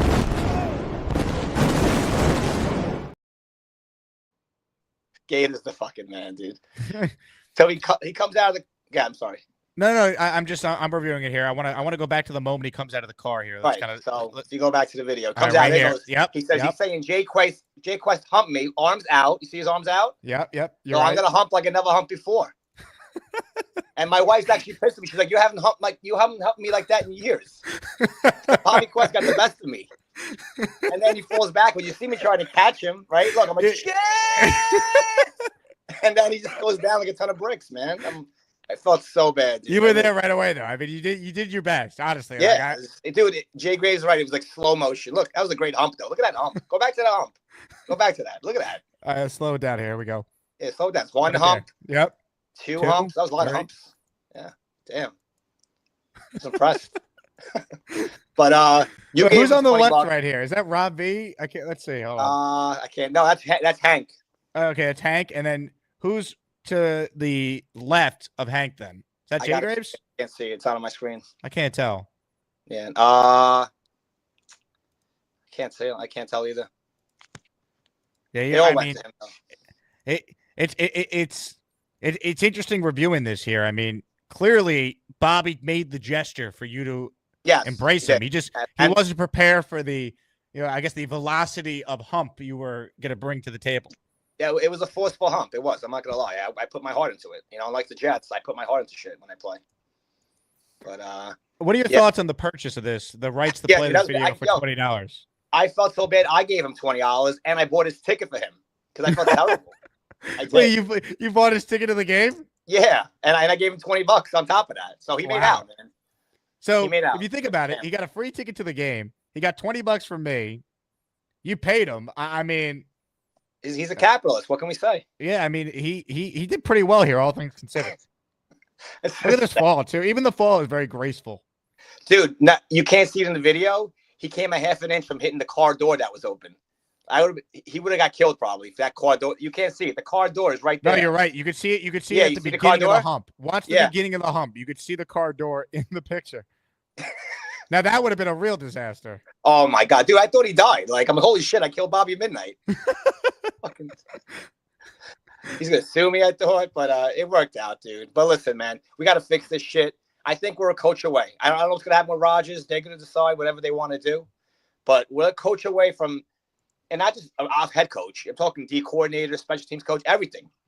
We got to build guys around that want to freaking win. Like, I'm sick of losing, bro. This year's been the worst. And every Jet fan saying it really is true. The worst.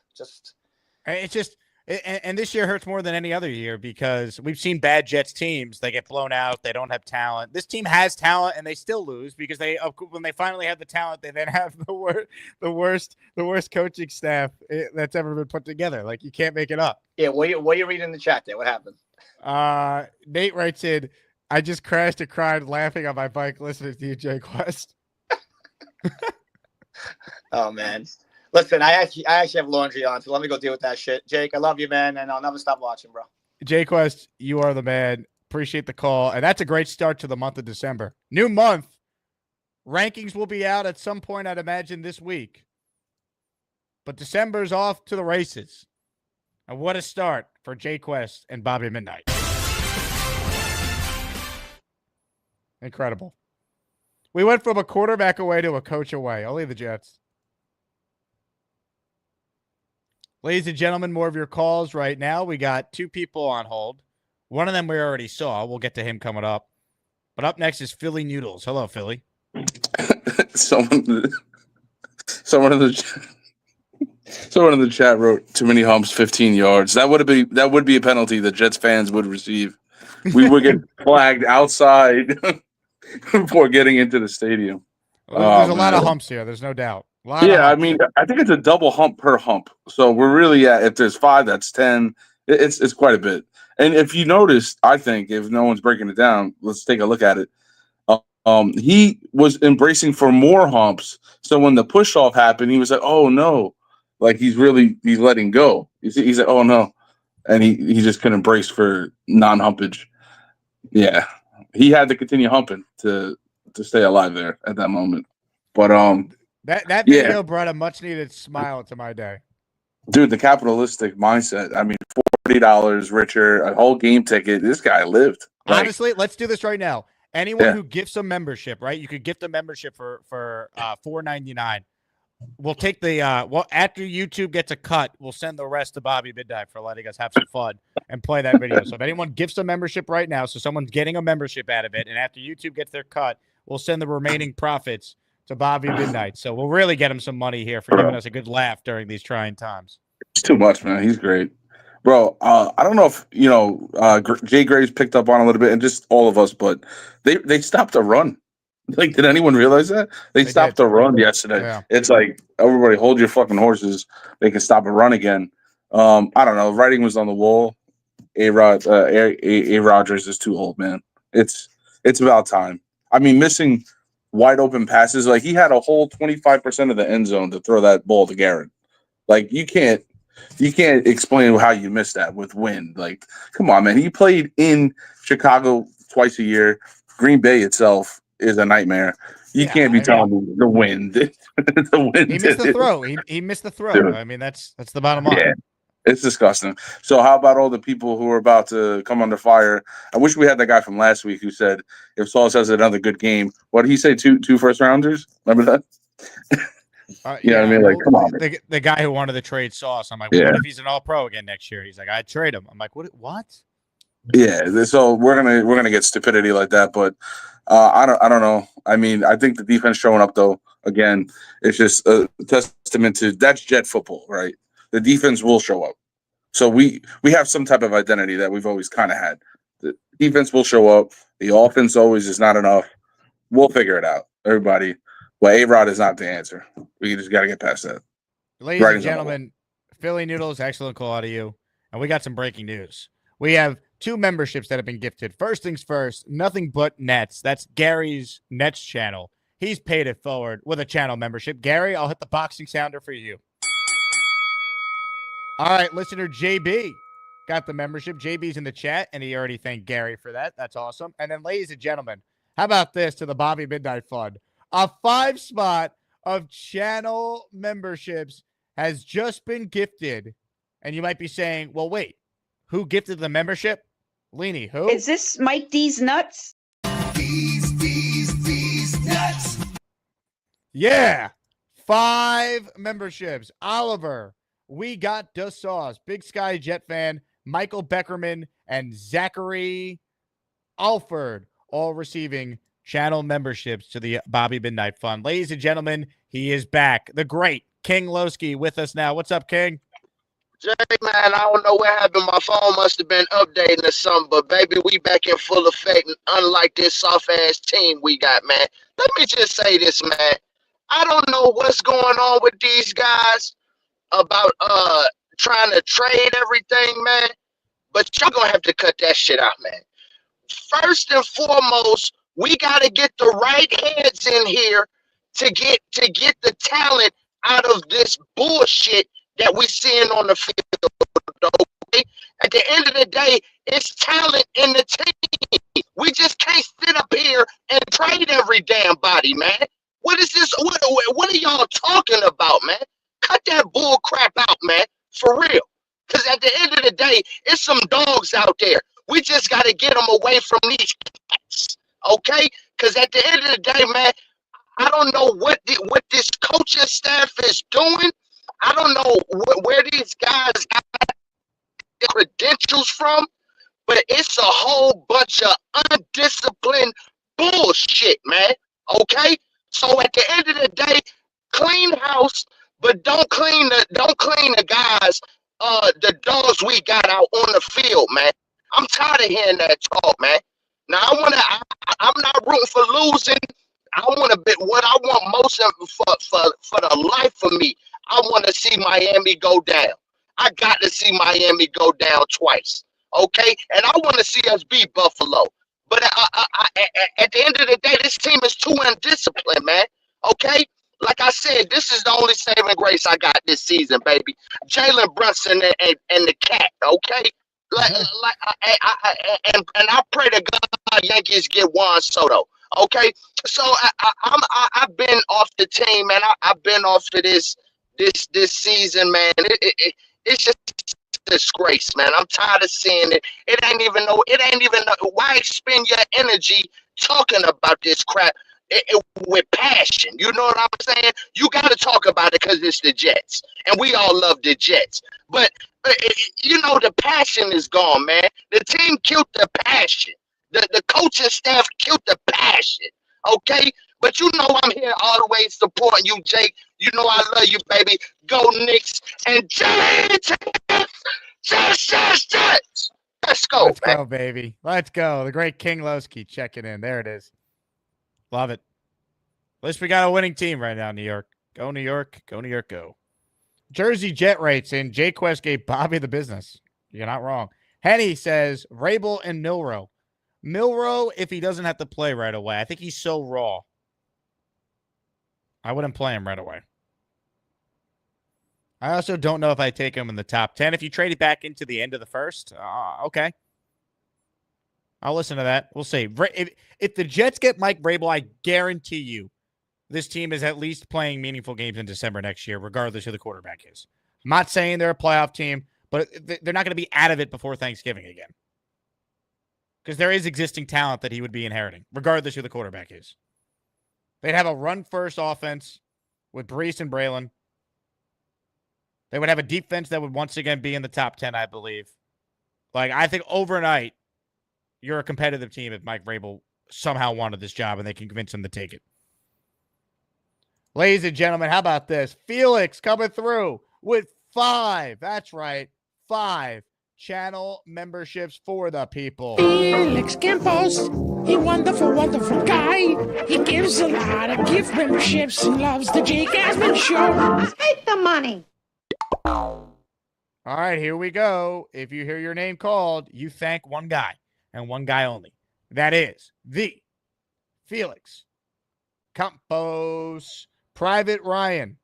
Actually, it's just private. I got Saving Private Ryan in my mind. Dennis the Jet Fan, Bob Sacramento, Warren Finley, Ogre King, all receiving channel memberships from Felix Campos. Thank you, Felix. Appreciate that.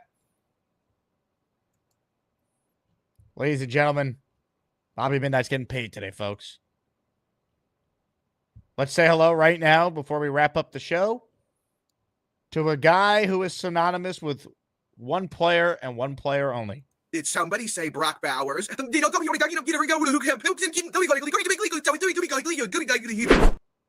got more bounce. He's more of a rhythm fighter than you might think. He's pretty comfortable. He's good off the back foot. You think he's just like a slow plodding white guy, but he's a little. Am I on? Hang on. Hang on. Let me go. I gotta go. I'll call you back in like 10 minutes. Let's go to Gary. He's up next. Hey, Gary. Am I on? Yeah, you're next. Oh, I wasn't expecting that. Hey, Jake, what's up, man? What's up, man? You were on hold. Apparently, yeah. Hey, how's it going? I'm good. Are the Mets gonna sign Soto today? Is that what's gonna happen? They might. Who knows? It's a mystery. Is that the news? So, I was at kid's birthday party a few weeks ago, like barbecue, whatever, and I was talking to one of the guys there, and he's like, "So you're a Jets fan, right?"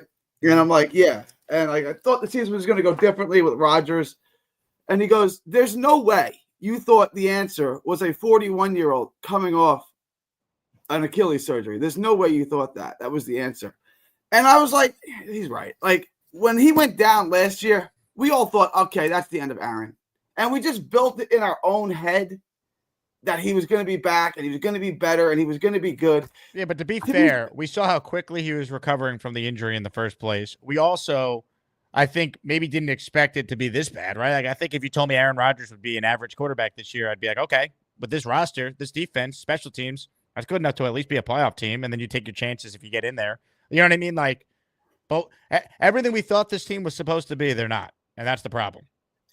Yeah, and like I think we built it up. Like I think of 41 coming off that type of surgery. I know he recovered fast. And it was a one of a kind type of surgery, but he's 41 coming off that. We saw this team start 2-1, and he looked great in the win over New England, where he's moving around, looked like his old self.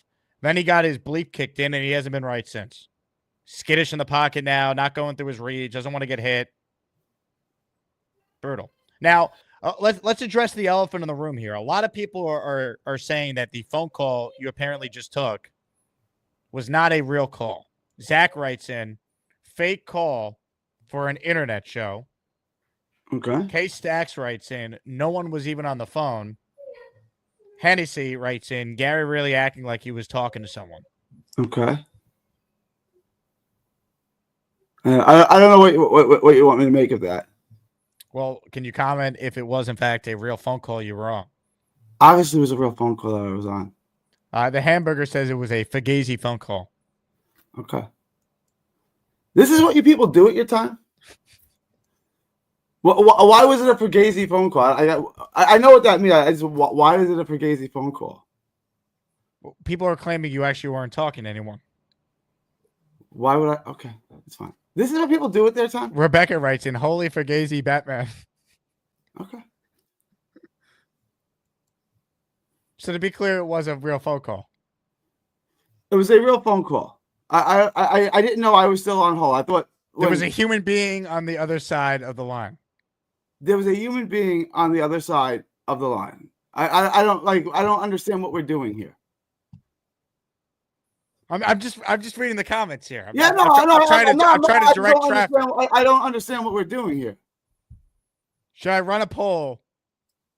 Was Gary actually on the phone? You can run any poll you want. It's your show, my man. I don't understand what the I don't even understand what the argument. The argument is what? I was talking to nobody. People are saying that you were faking a phone call.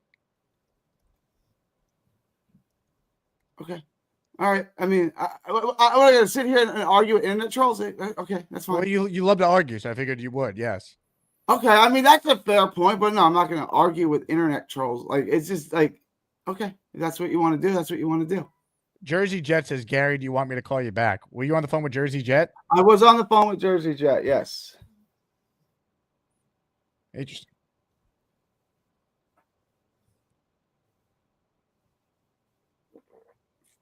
Rob says, Gary, you spend your whole day backstage. What's your point? I don't understand the question. What's my point about what, Rob? Is that Rob V? It's Rob V, yeah. I don't understand. What's my point in regards to what? I don't understand. Kevin says Gary needs a girlfriend. I have a wife. I don't think she'd like that. Gator writes in, real call, but Gary has multiple personalities, so he believes he was speaking with Larry Holmes' mom. That's the comment of the day right there. No, I've run the poll here. The question is, was Gary actually on the phone with someone? We have 61 votes. Yes, 42%. No, 58%. Okay. I don't understand what you want me to say. It's cool. Kevin writes in, how much to send him to the Shadow Realm?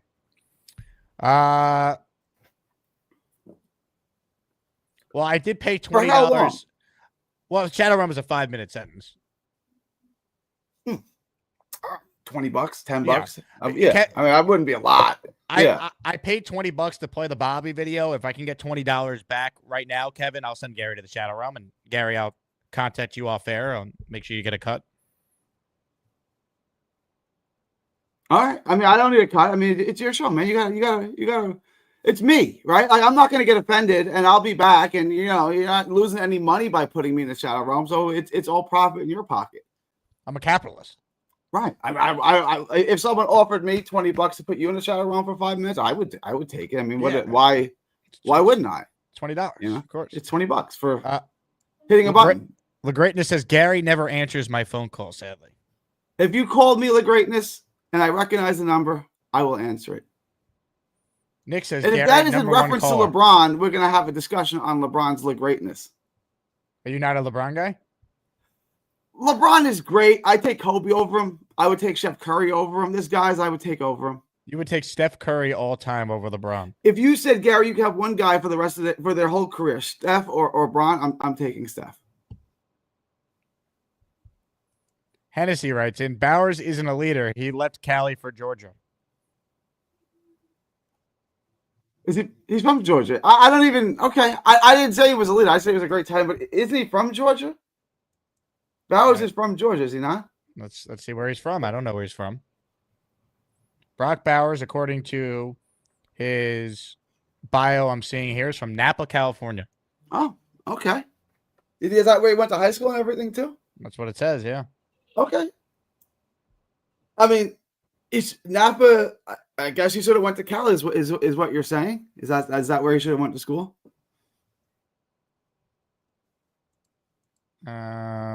Stanford. He should have been a Cardinal. Poll results: 77 people have voted. Was Gary actually on the phone with someone? Yes, 44%. No, 56%. Okay. The Hamburger writes in: is Gary drinking coffee? That's from a plant. Yeah. Yeah, this was the topic of discussion. I probably shouldn't drink coffee. I just think it's like caffeine is like a super drug. I stay caffeinated all day. I am drinking coffee. Are you worried it's trying to kill you? Yes and no. I've heard carnivores say most carnivores do drink coffee because most people drink coffee. I've heard a lot of carnivores say once you get off coffee, you'll feel even better. I just drink about 8 cups of coffee at least, maybe more, 10 cups of coffee a day. I can't really see me quitting it. Ladies and gentlemen, Board Fat has just gifted 5 channel memberships for the people. Yeah. Did somebody say Brock Bowers?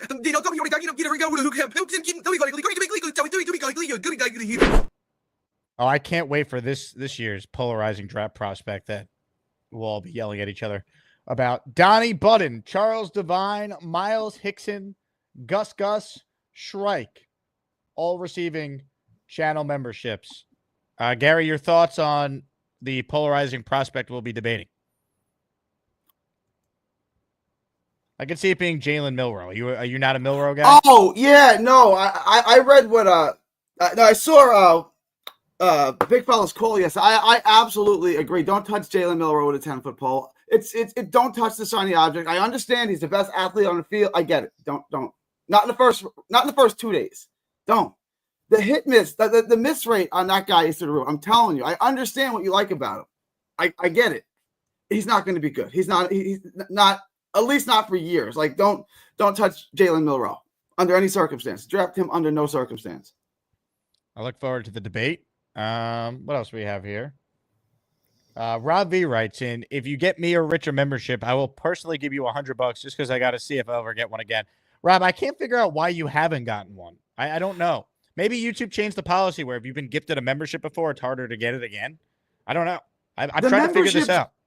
Rob, I love you. And I'm just wondering, if you get me or Rich a membership, I'll give you $100. You can get your own membership for $5. Correct. I don't. If you buy me a cup of coffee, I'll give you $100. Why don't you just buy your own cup of coffee for $5, right? It's almost like you're arguing that someone's logic doesn't make sense. Is that correct?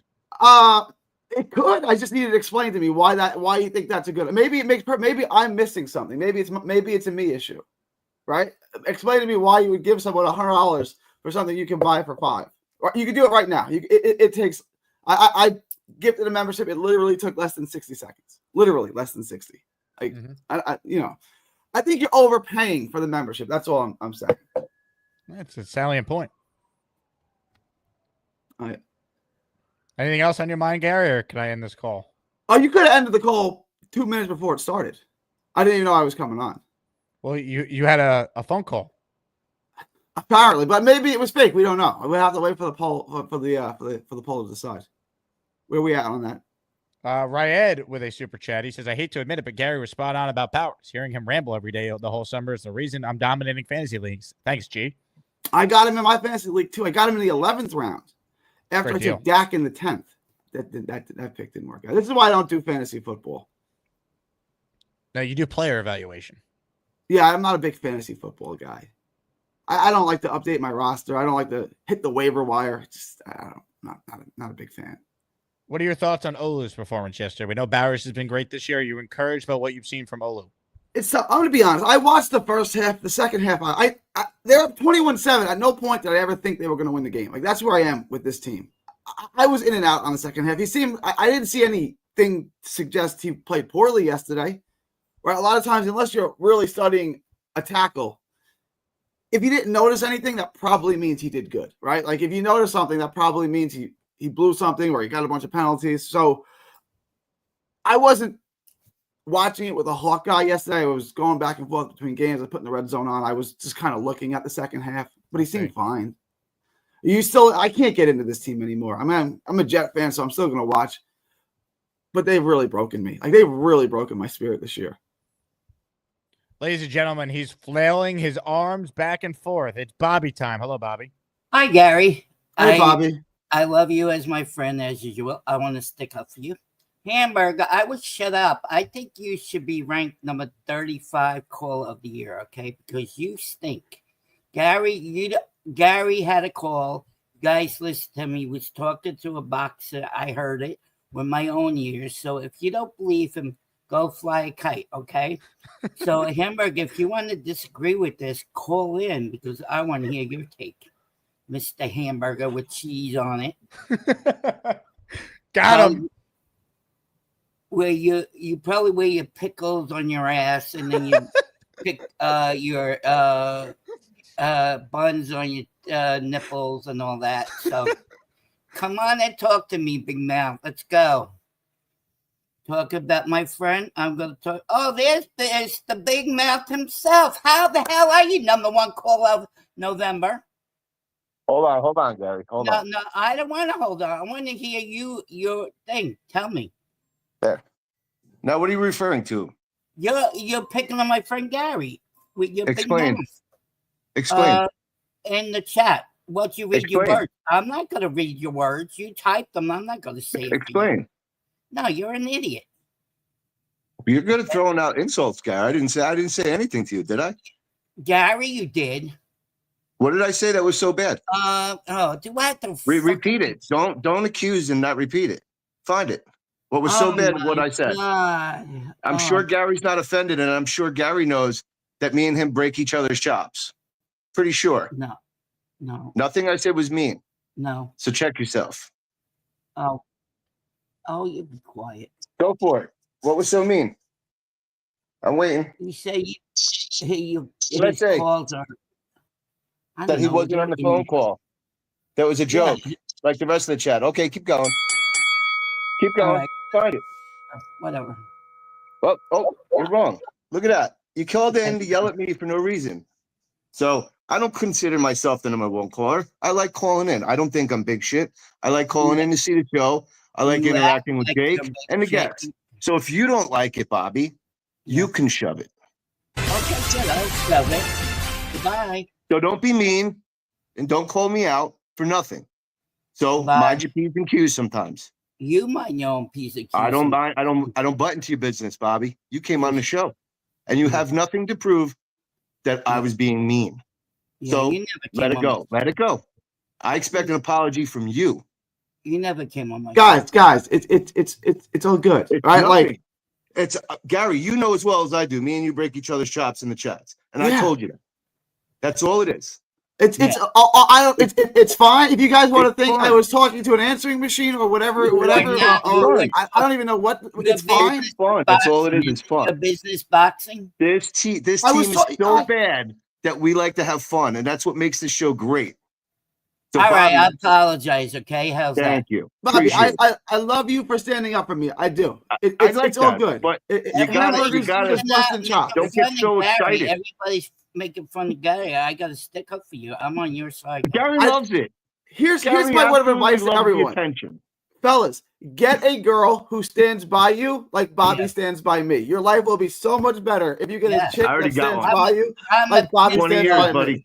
I'm a pit bull concerning Gary. I tell you. I appreciate that, Well, Bobby. I do. 'Cause I like that you It's have my nice, but back make always. sure that you have some ammo, Bobby, because you All didn't right, bring okay. any. I'll apologize. You're shooting but stop blanks. picking on my friend, okay? Stop picking. All right. It's all everybody good. have- I was talking to a friend who Yeah. also makes fights about a fighter. Hey, I That's it. heard you. Yeah. I heard your conversation. I thought it was funny. You didn't know you were even online, Gary. It was funny.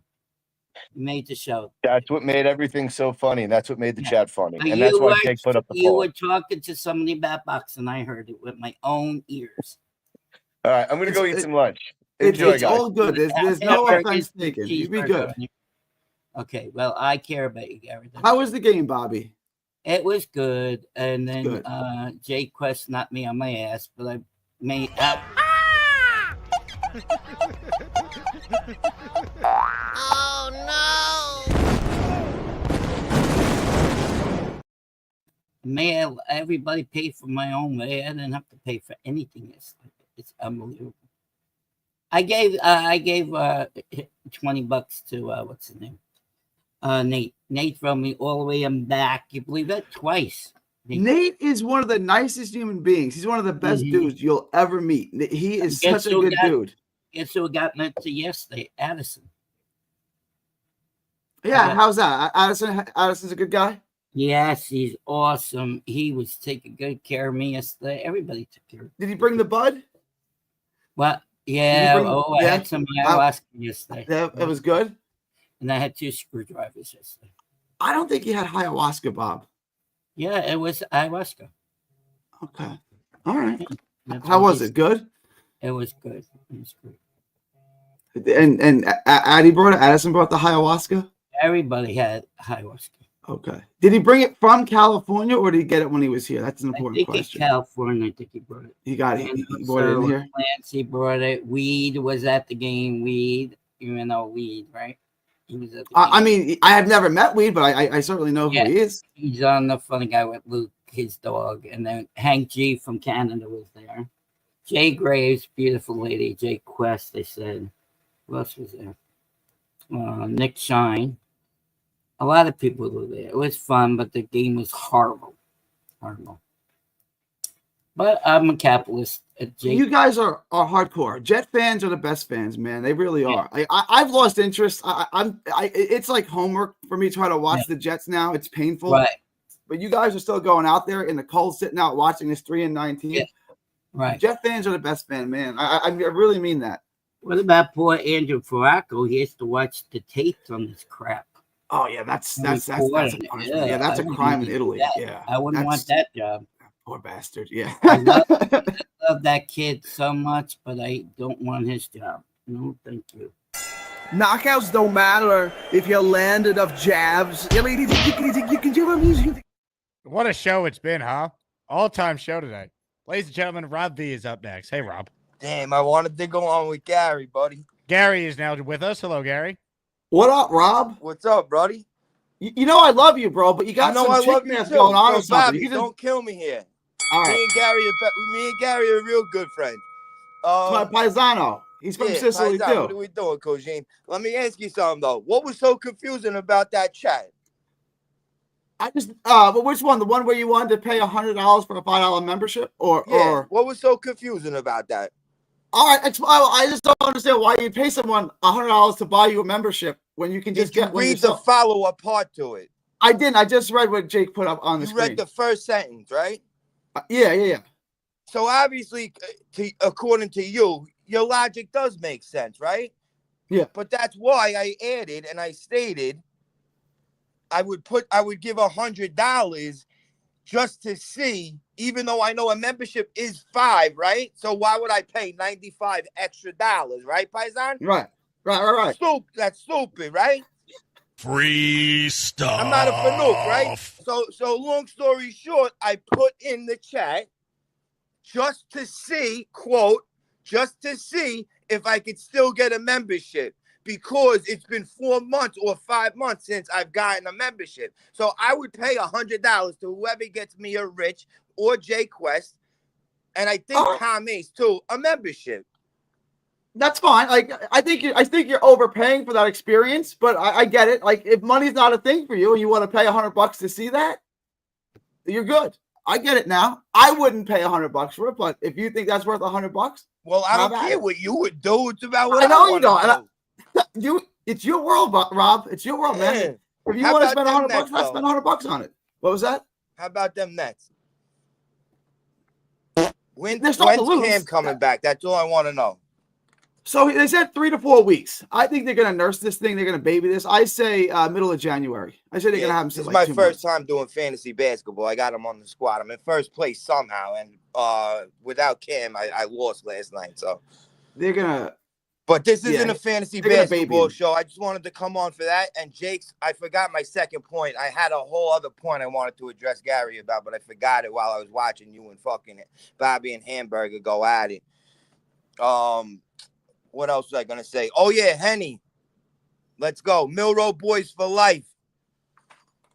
No Milrow. No, don't touch him. It was like when Johnny Manziel was dropping on draft day and Jerry wanted to draft him, they had to like pull him away. No, don't touch the shiny object. What's your issue with Milrow? I'd love to know it. Look, he's an all-world athlete. He's the best athlete on the field. He's an athlete who happens to play quarterback. He's not a quarterback. He's not a quarterback, no? He's not a quarterback. He's an athlete. How many touchdowns did he throw for last year? Okay.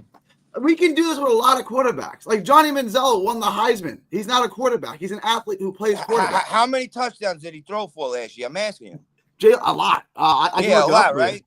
How many picks did he throw? I'll look at. I'll get you the college stats right now. It's like 27-4, 27-5, something like that. He plays with the best receiver in the country. Then he plays on a hold loaded team. Then when the new coach came in, they changed his whole throwing motion and mechanics, right? His mechanics are still a little screwed, but I wanted to ask Andrew about that. You got a freak athlete. His mechanics improved tremendously for the NFL. They did. He's got last year he had 23 touchdowns, 6 interceptions. That's really good. This year it's 15 and 10. It's obviously a decline. That's because he changed his whole throwing motion though for the NFL. Everyone was knocking his mechanics. Not to mention he could go back to school if he wants.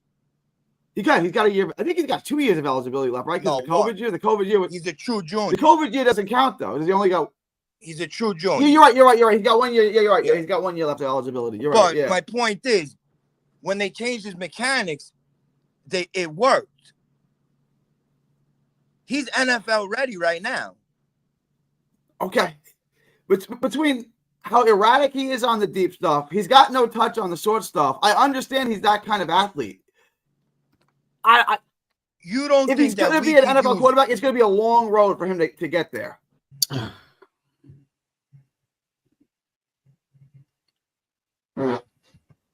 Excuse me. I can already see where this offseason's headed. We're going to have Milrow backers and Milrow haters.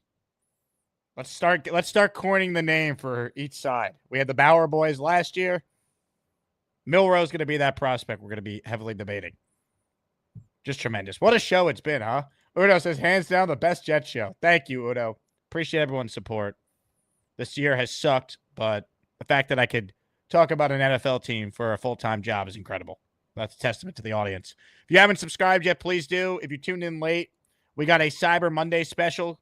Promo code ASMAN15 will get you 15% off. If you're a Patreon member, the Patreon code that you have will get you 25% off.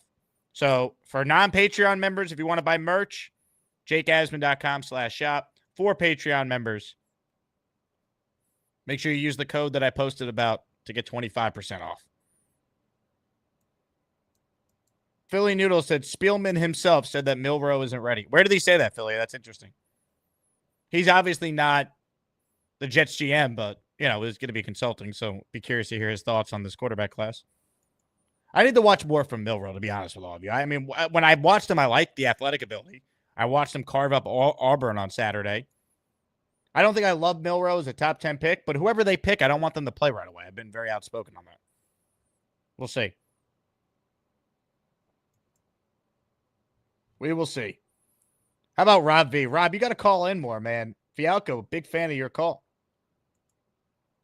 What a show it's been, huh?